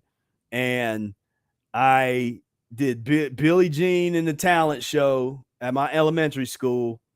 And when I came out on stage, people screamed and went crazy. And I'd never felt nothing like that before. That was I was like, that was like some cocaine. I was hooked on that for a minute. Like that, like, what is this emotion? You come out on stage and people are legitimately screaming. What? And you could try to make a living and then you want to chase that. and that's the pop lifestyle. Now, I once I got into music, I chose the route of I got into the art of music making and left behind like a pop thing, and I'm glad I did, because that was trading. That goes in line with my diet, because you trade momentary bliss for longevity. Because we can go, and there's a lot of jazz musicians that's in their 70s and 80s, some of the great luminaries, the ones that didn't eat too poorly, that lasted to be, in their 80s. And you had Sonny Rollins for a while. I think he stopped playing, but it was in his 80s. And Charles Lloyd, who practiced the Mucusless Diet Healing Systems, in his 80s, he still tours the world playing music on a higher level, professional level. One of the few things that you can do and you get better and better as you get older. Jazz, the art of jazz music, just one of the few things that you can legitimately grow and get better and better, sounding better. If you're playing funk music and that's it, that doesn't always happen. If that's all if you're like funk or blues kind of, that doesn't always go down like that. But with the art, the jazz, particularly the art of jazz, that's the few forms that I know that you can sound better at the age of 85 than you did when you were 25 or when you were 35, because the growth is a whole different spirit, a whole different type of vibration that comes into play, and that's another topic. And I'll start losing people. I sometimes, I know I lose folks when I start getting into talking about music and that. But to me, that's like, if there is any kind of shortcut or anything in terms of, because there really is no shortcuts, but if there's something that you can use to help you speed up your process and your progress, then doing what you're passionate about. And if you can get into music, because I think we all should be playing some kind of music, and then there's those of us that choose to do it on a professional level, but everybody in the community is supposed to be able to play some drums and sing, or just clap on beat, please, 2 and 4, please. They at least should be able to do that. But culturally, but we're in a bad circumstance in some case. Yeah, Aqua, yeah, good, yeah. Herbie, man, he's still out here. I just saw him perform a few years ago, and he's still on tour, going around playing at the highest level. I mean, just a wizard. These are like wizards at that age, these musicians. And you can't, and it's not the same. I can't say that about the aging, a lot of the aging rappers, some of the older ones. It was like from the 80s. Like, I don't see that kind of growth, looking at them performing later, where if they didn't get into something like the jazz, just certain art forms that allow you to keep growing and in the music space. And there's certain forms of music that you can plug into that's going to open you up, open your body, mind, and spirit up, remove obstruction, mental obstruction. That's what I love about jazz. There's in certain jazz, if you listen to the music of something like John Coltrane and the Pharoah Sanders, and they call it spiritual jazz. Some people call it that. But I mean, that stuff removes obstruction. You remove obstruction from your whole mind.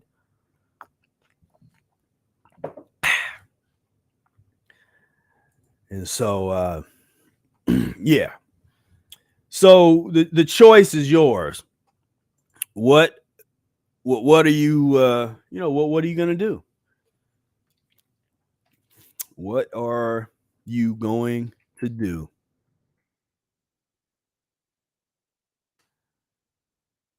Let's see. I guess we'll do. I'm gonna do one of these raw. We got the raw meat diet, people. That's definitely something that you do not eat these foods ever again. So we got our raw meat folks, and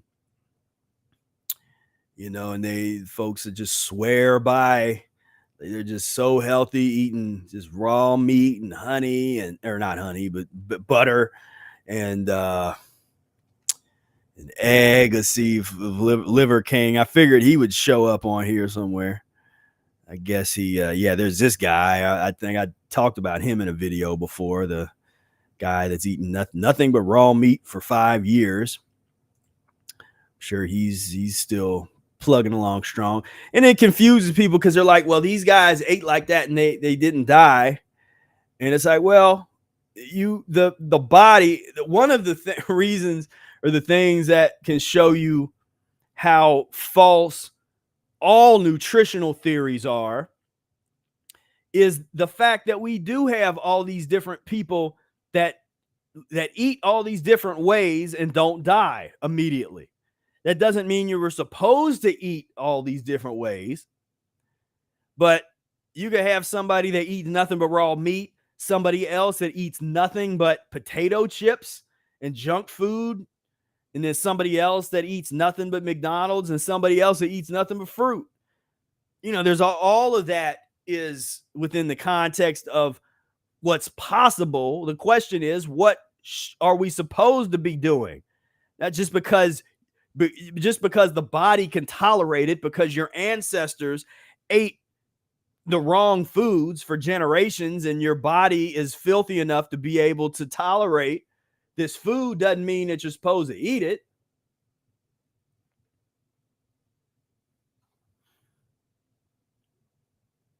But this doesn't end well. Let's see. I have no clue what I'm gonna see here.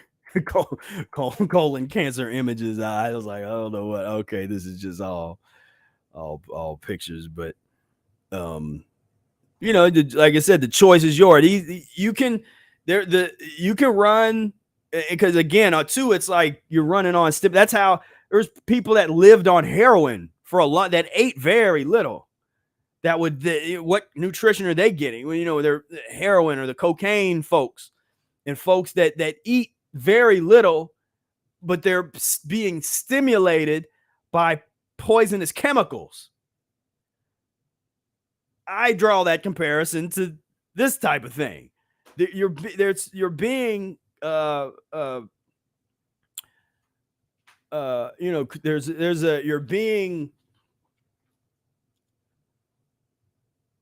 stimulated on the highest of levels. And so, yeah, you can do it, but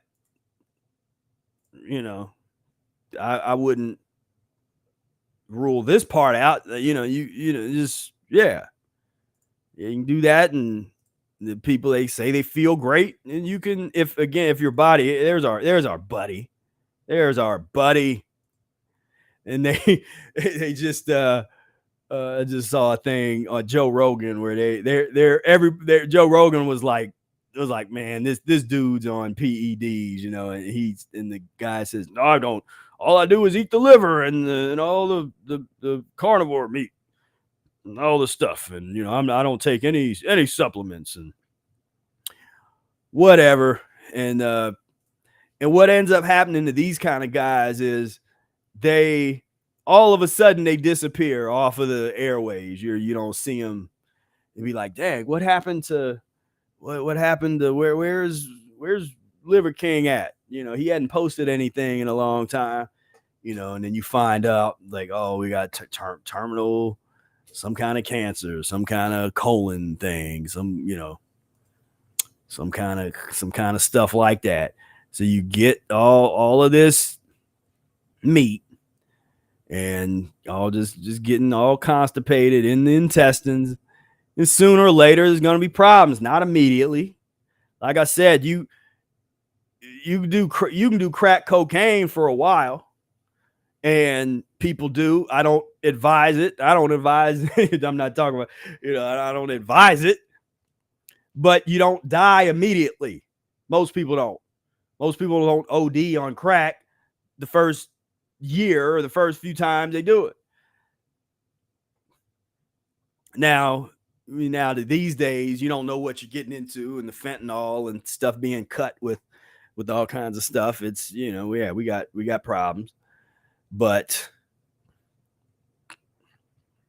what about these surgeries where you see colon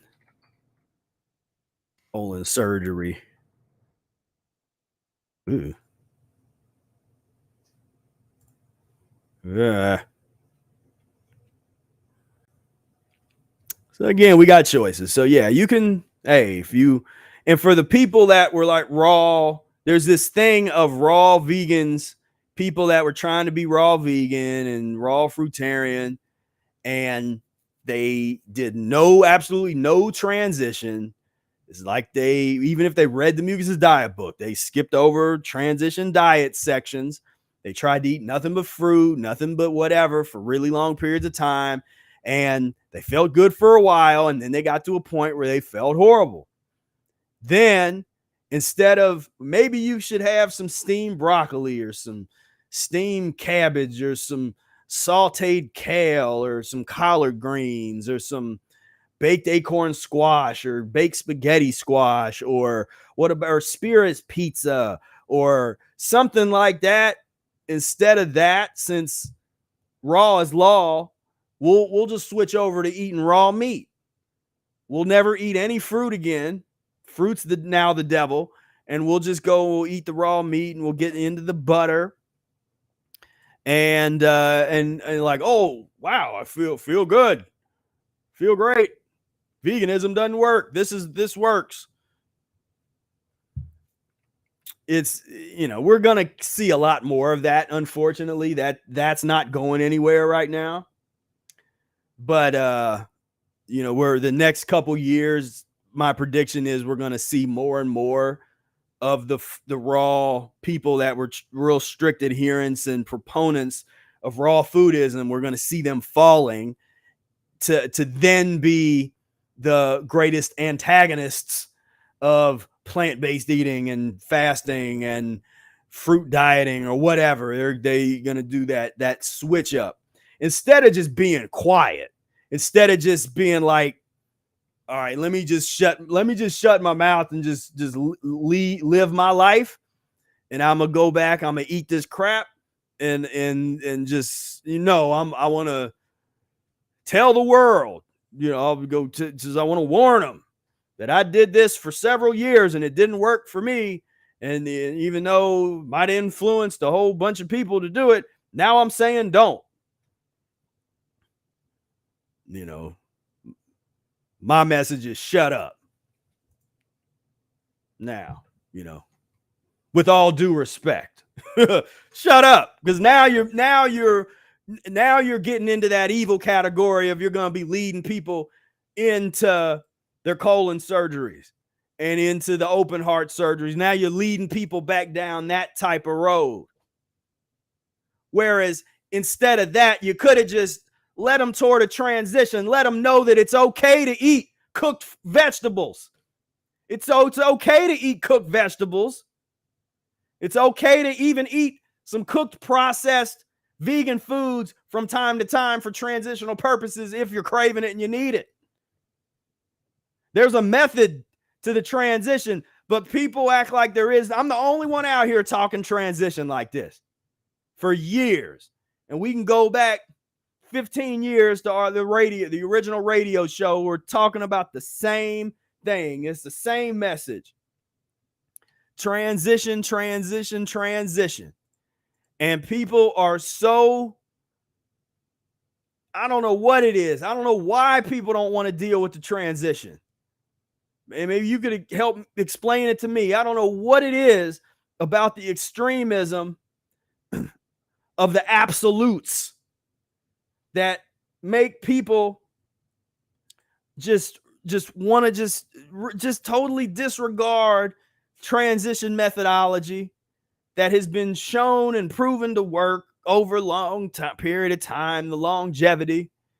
And instead, we want the extremes. Oh, here's this guy. God, it just looks like he's eating some feces. People rotten, into the rotten meat. There's not enough to just have it raw. Now we got to have the rotten stuff. It's good for your biome, your stomach. That's just make up so much mess when this thing is just so much simpler than this. When it's just eat fruits and green leafy vegetables and the transitional stuff.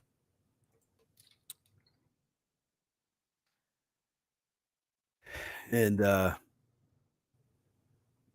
yeah, but I mean, you can look at a lot of these folks. It's just the spirit. It's like, man, I don't care if I ate like that and I can jump tall buildings with a single bound or whatever you supposed to, they think you're supposed to do, and all this working out and all this kind of stuff. It's like, man, this spirit is so compromised and disheveled. It's like, man, I don't want none of that. I'll take, I'll take if I'm going through a little elimination and I got some fatigue and I need to lay down and for a minute, or I need to take a nap, or I need to like take it easy or something, or if I'm fast, I'll stick with that. I don't need to prove nothing to nobody. You're trying to run all kinds of whatever these folks are doing with the Wait a minute. I thought he didn't take no supplements. What's all that? Thought this was 100% natural. What's this? What's that crap back there? That looks like supplements to me. Whey protein. Like, do you need more protein, bro? This is like this. He's like the poster boy of bro nutrition. I call it it's like the bro nutrition. It's like, yeah, bro, get your raw meat, bro. Like, dude, get this raw meat, man, and we're gonna go work out, bro. I'm getting all my protein, bro. Just absolute insanity. Absolute insanity. Yeah, like he said, poop smell horrific. Yeah. I mean, you're talking about death. You have a bowel movement and it's just death coming out. That's what these folks are into, is that type of death toxic, just that toxicity, just oozing. It's like there ain't nothing attractive. There's people, because again, we're in this stage in humanity. It's like there's levels of degeneracy. That's what folks are attracted to that. So like they want to be, man, he's a real man, right? That's what they try to, they want to try to say, oh, the vegans are all small and frail, and I'm like, all right, I can beat on my chest too. It doesn't break, I'm not like, what I mean? It's, this is frail and, that's not it. But that's what they think we're all like that. All of us. Oh, you're not eating your meat and your protein, and so you're frail, and you're not, whatever. And it's like, man, and people are attracted to that. They want to make him their guru and go sit at the feet of the king, of the liver king, and and have him bless them with his wisdom of conquering the dead animal flesh lifestyle. How can I too master eating the dead animal?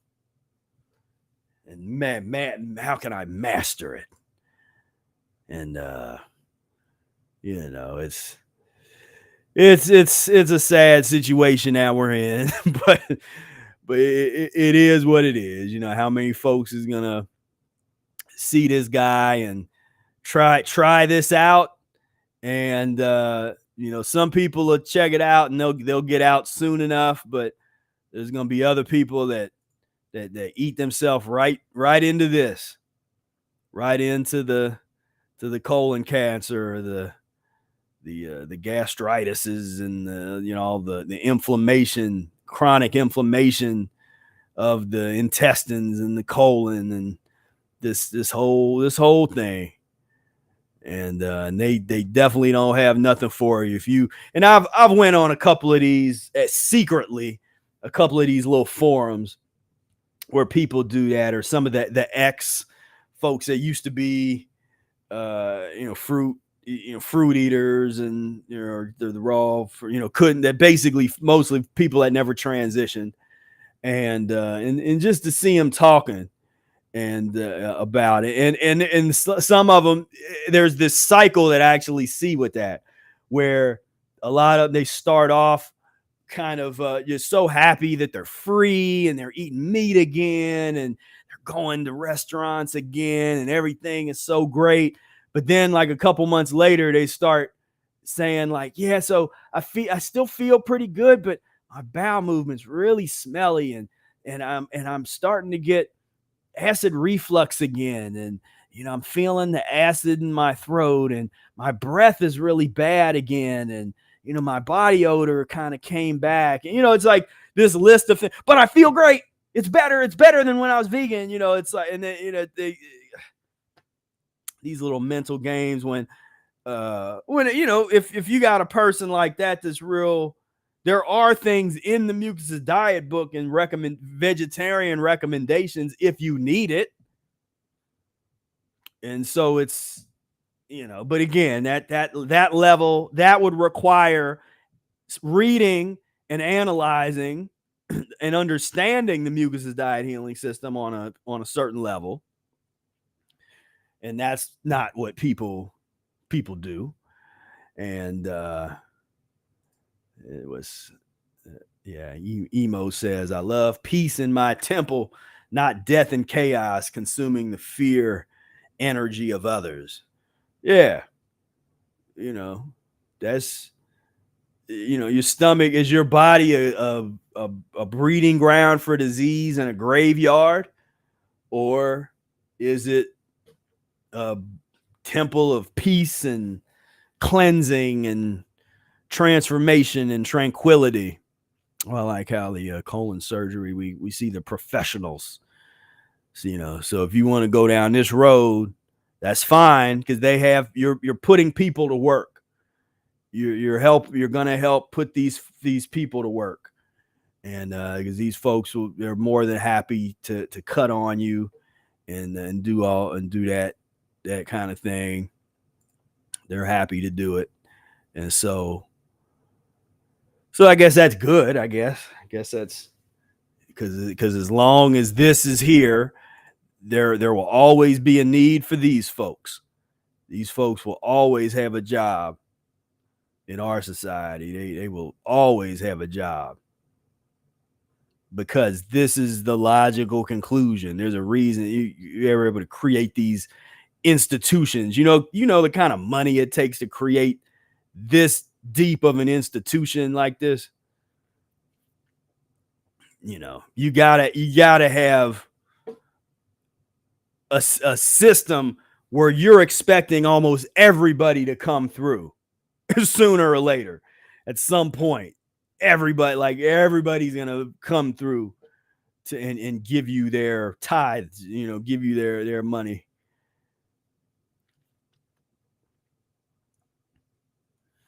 So for me, and what we're doing here, like, this is the kind of stuff I've always just been very connected to the alternative, because it can be a bumpy road.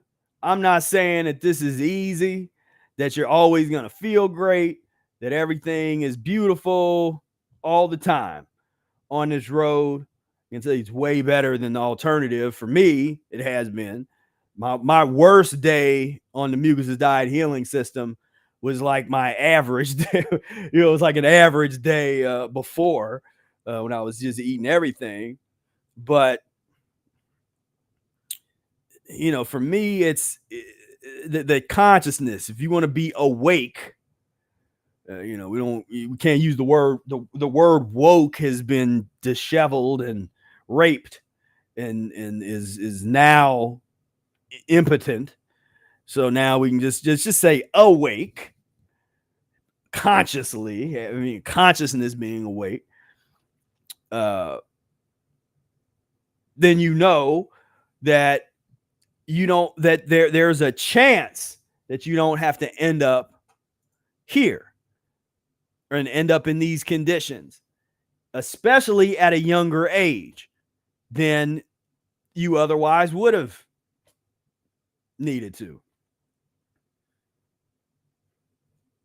You know, my father's, he's 80, 81, 82, and he's running around and traveling and doing work and dancing and partying, and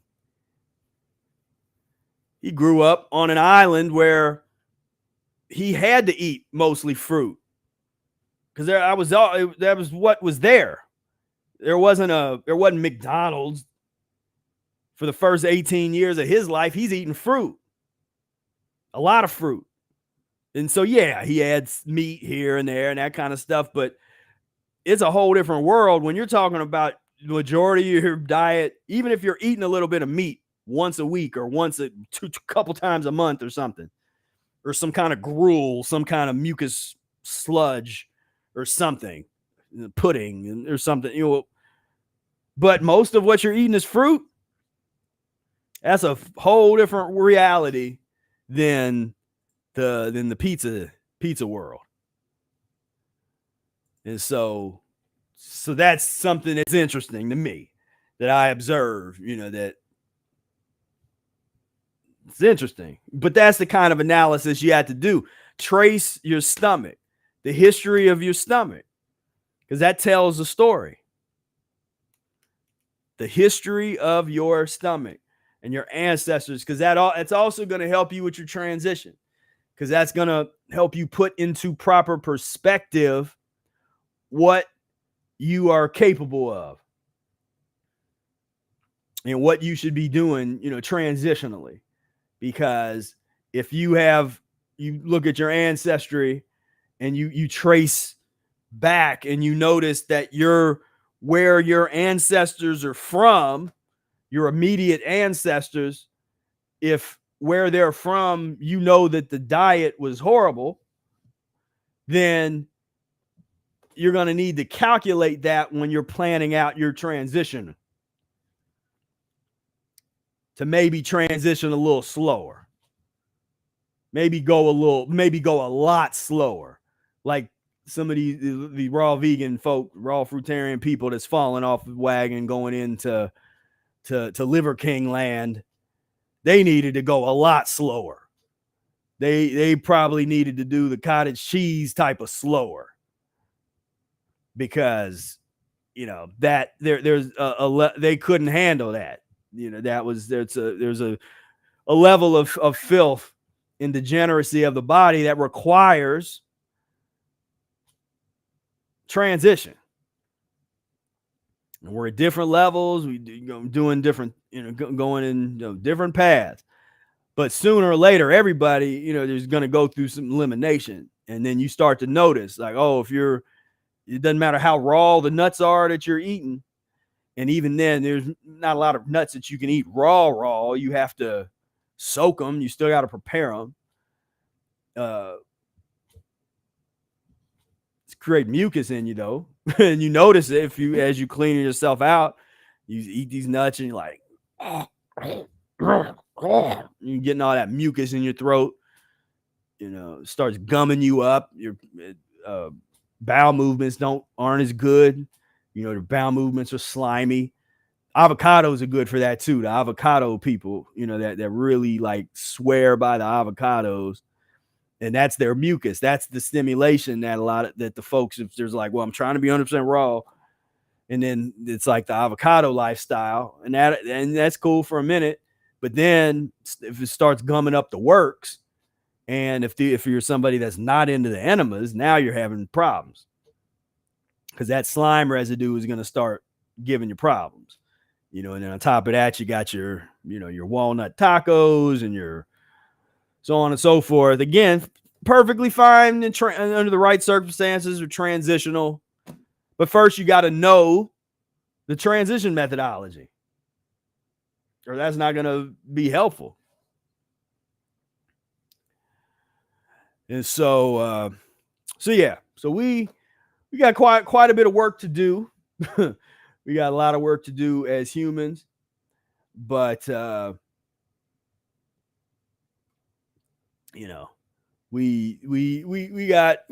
a lot of work to do.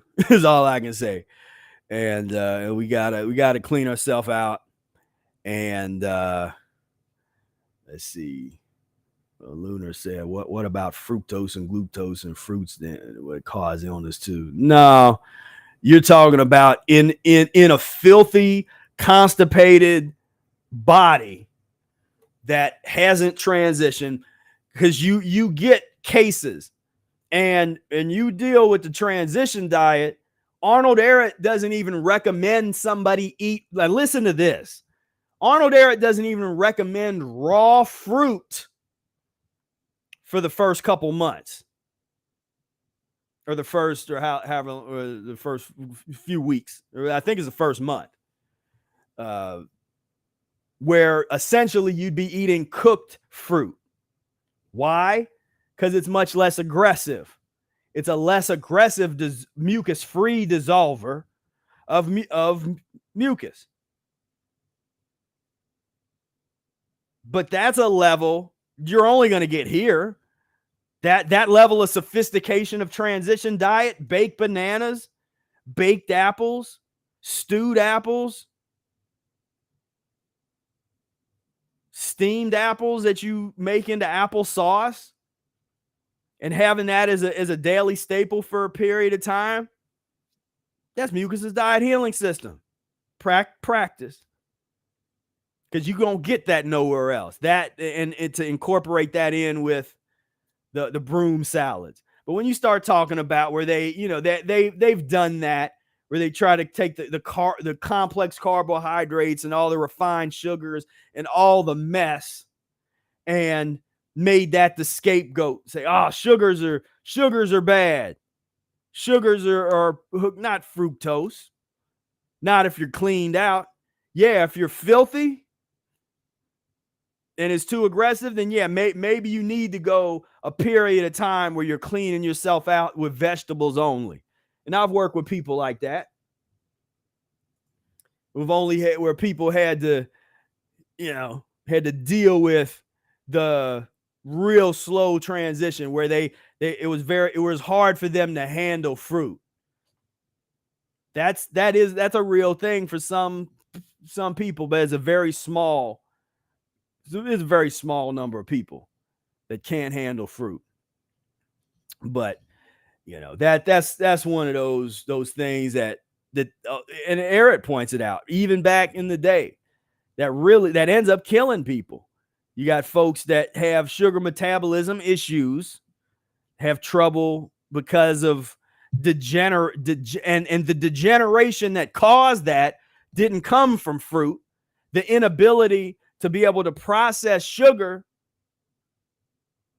because of compromised glands and organs, that didn't come from fruit. That came from acids from the dead animal flesh, from the wheat products, from the starches. That came from the pus and the mucus, the forming foods, the acid forming foods. And so, that's what do we got here? Oh, we got one of these. Let me see if I can delete this. I hate when we get the these I don't know if it made it disappear. Report it if you see some spam or something in there. Go ahead and report that. But so we gotta start to understand, when you can get to the foundation of human illness, it's pus and mucus poisoning, the eating of pus and mucus forming foods. That creates the initial degeneration, the initial compromising of the pancreas, of the adrenal glands, of the thyroid, the acids that might burn and damage the cells associated with those glands or those organs. That didn't come from sugar. That didn't come from eating an apple and an orange. That came from eating liver and hot dogs and pizza and white bread and drinking milk. That's the initial degeneracy, the initial constipation, a clogging up of the entire pipe system of the human body. That's the foundation of human illness. We just say we solved it, but people are so far away from getting on the path, and most people get here too late. And there are points of no return, unfortunately, where if you don't get here soon enough and the disease degenerates to a certain level, that you can eat all the fruits and the vegetables you want and you can cleanse, but you might not bounce back. So my encouragement to you is to get it together. If you're somebody that has sugar metabolism issues, you gotta, if you study deep enough, then you gotta clean yourself out. Then maybe take some more advanced steps, and then you get into, well, what do you do to stimulate and re-energize the adrenal glands? That's when we can start having our herbology discussion. But you can't, but I don't get into all that because there's so many people, everybody and their brother talks about that. No one talks about what we're talking about here, the transition, dealing with the system. And so that's what I leave you with today, is that this is about transition. You don't need to be hard on yourself. This isn't about absolute. Let go of the absolutism. You need to be 100% this or 100% that, or you're even trying to analyze the percentages of things. I never did any of that. Brother Ehret never did any of that. You deal with the system, and you do it by eating. You're eating.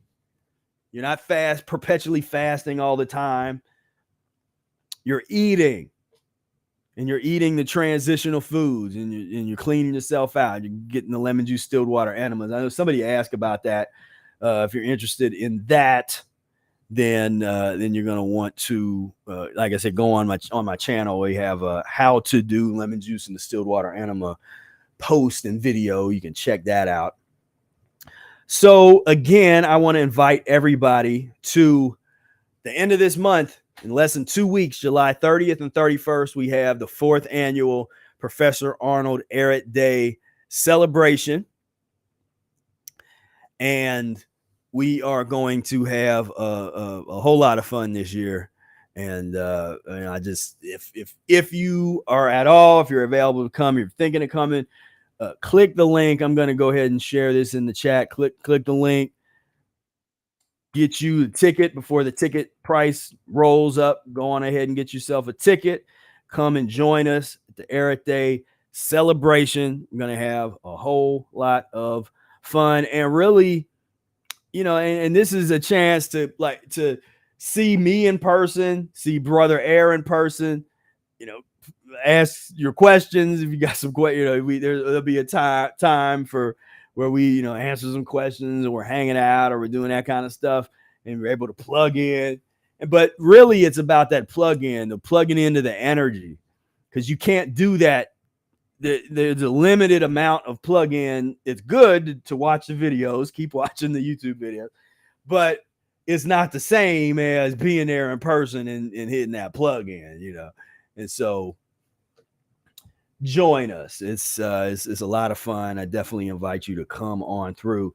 And then also, oh, my battery's about to die on for the Instagram people. You know, I thank the Instagram folks for tuning in. I know it was only a few of you guys, but we tried an experiment today, and but now also, if you're not able to make it to the Ehret Day celebration, we do have the fundraiser still going on. We had shared that link a little earlier. If you want to donate to the and there's a number of different perks, different levels of donation, so you can definitely do that, and that is greatly appreciated still.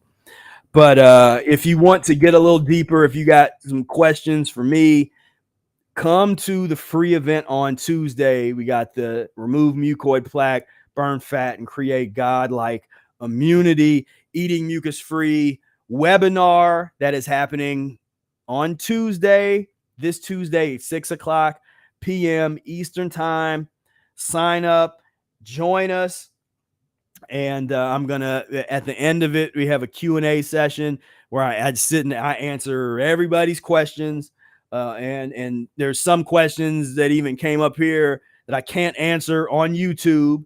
Some stuff gets too deep, too hot for YouTube, and so I'm not able to talk about those topics here. But I get into everything there at the webinar.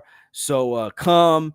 And if you haven't been to it or you haven't been to any of our programs like that, you're in for a treat. And so take this opportunity. I don't know how much more, if at all, I'm going to be doing this particular presentation. So sign up, come and join me. It's going to be a lot of fun. I'll show up again. Ignore the date. That's an old one. It's going to be July 19th in 2 days. So the link is down in the description. I think the link is pinned probably somewhere. It's all over the place. You can find the link, sign up, join us on Tuesday at 6:00. And we're gonna have a good time. We're gonna have a good time there. So that's about all for me today. I think we covered. I lived up to the title of the program today. I think to avoid ending up in a body bag, eating the pizza, eating the raw dead animal, drinking the homogenized and genetically manipulated milk, cow piss, and just avoid the body bags, avoid the hospital room, avoid the surgery table, avoid the hospice, avoid laying in a hospital bed with a loved one holding your hand as you struggle to get one last breath, to fill your lungs up with enough oxygen to try to clean your blood, to try to oxidize that blood. Avoid all of that. Remove that out of your life. Clean yourself up now. Don't wait until later. Don't wait, and don't be one of these people. I meet so many people that are older that learned about and first heard about the Mucusless diet when they were young, back in the 1970s and 1960s. And they all say the same thing. I wish I would have did it. I wish I would have stuck with it. And some of them say, I wish your material would have been out back then because I might have did better with it in terms of transition. So this is real. This is real life. We're in a situation where they have created, they meaning the marketers and the corporations, the protein agenda, the calorie agenda, just the nutrition agenda overall, the sick care agenda. It's not health care. It's a system of sick care. So they've created all of that, all based on pus and mucus eating. And so it's time to make a change. Time to make a change. Time to clean ourselves up, clean humanity up. We got some work to do. But what else is there to do? What else is there to do? So clean yourself up. Clean, that's it. Clean yourself up. Let's start there. Start with cleaning, getting clean, clean yourself out. And then let's figure out the rest. But first and foremost, we got to clean ourselves up. So thank you so much for tuning in. And again, I hope to see you Tuesday, 6:00 p.m. Eastern time. That's New York time. And I know if you're like in England, that's probably like 11 o'clock. I know it's a little late, but hey, come join us. Because another good thing is the cleaner you get, the less you sleep. At least that's been my experience. And so the less you sleep, the more you live, the more conscious you are. I know that goes against what everybody says. Oh, you got to get all the sleep. You got to get your 8, 9 hours and all this kind of stuff. All right. I mean, sleep as much as you want. I'm saying I would rather not have to sleep as much and enjoy more conscious time than the unconscious. But that's just me. But I like being awake. I love it. I never get bored. I love it.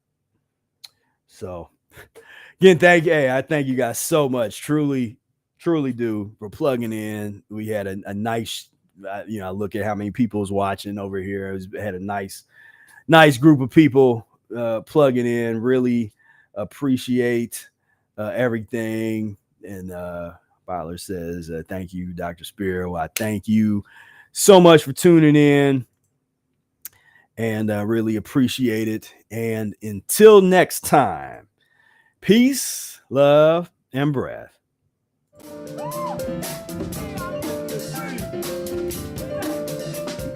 We are mucus-free. We are mucus-free. We are mucus-free. We are mucus-free. We are mucus-free. We are mucus-free. We are mucus-free.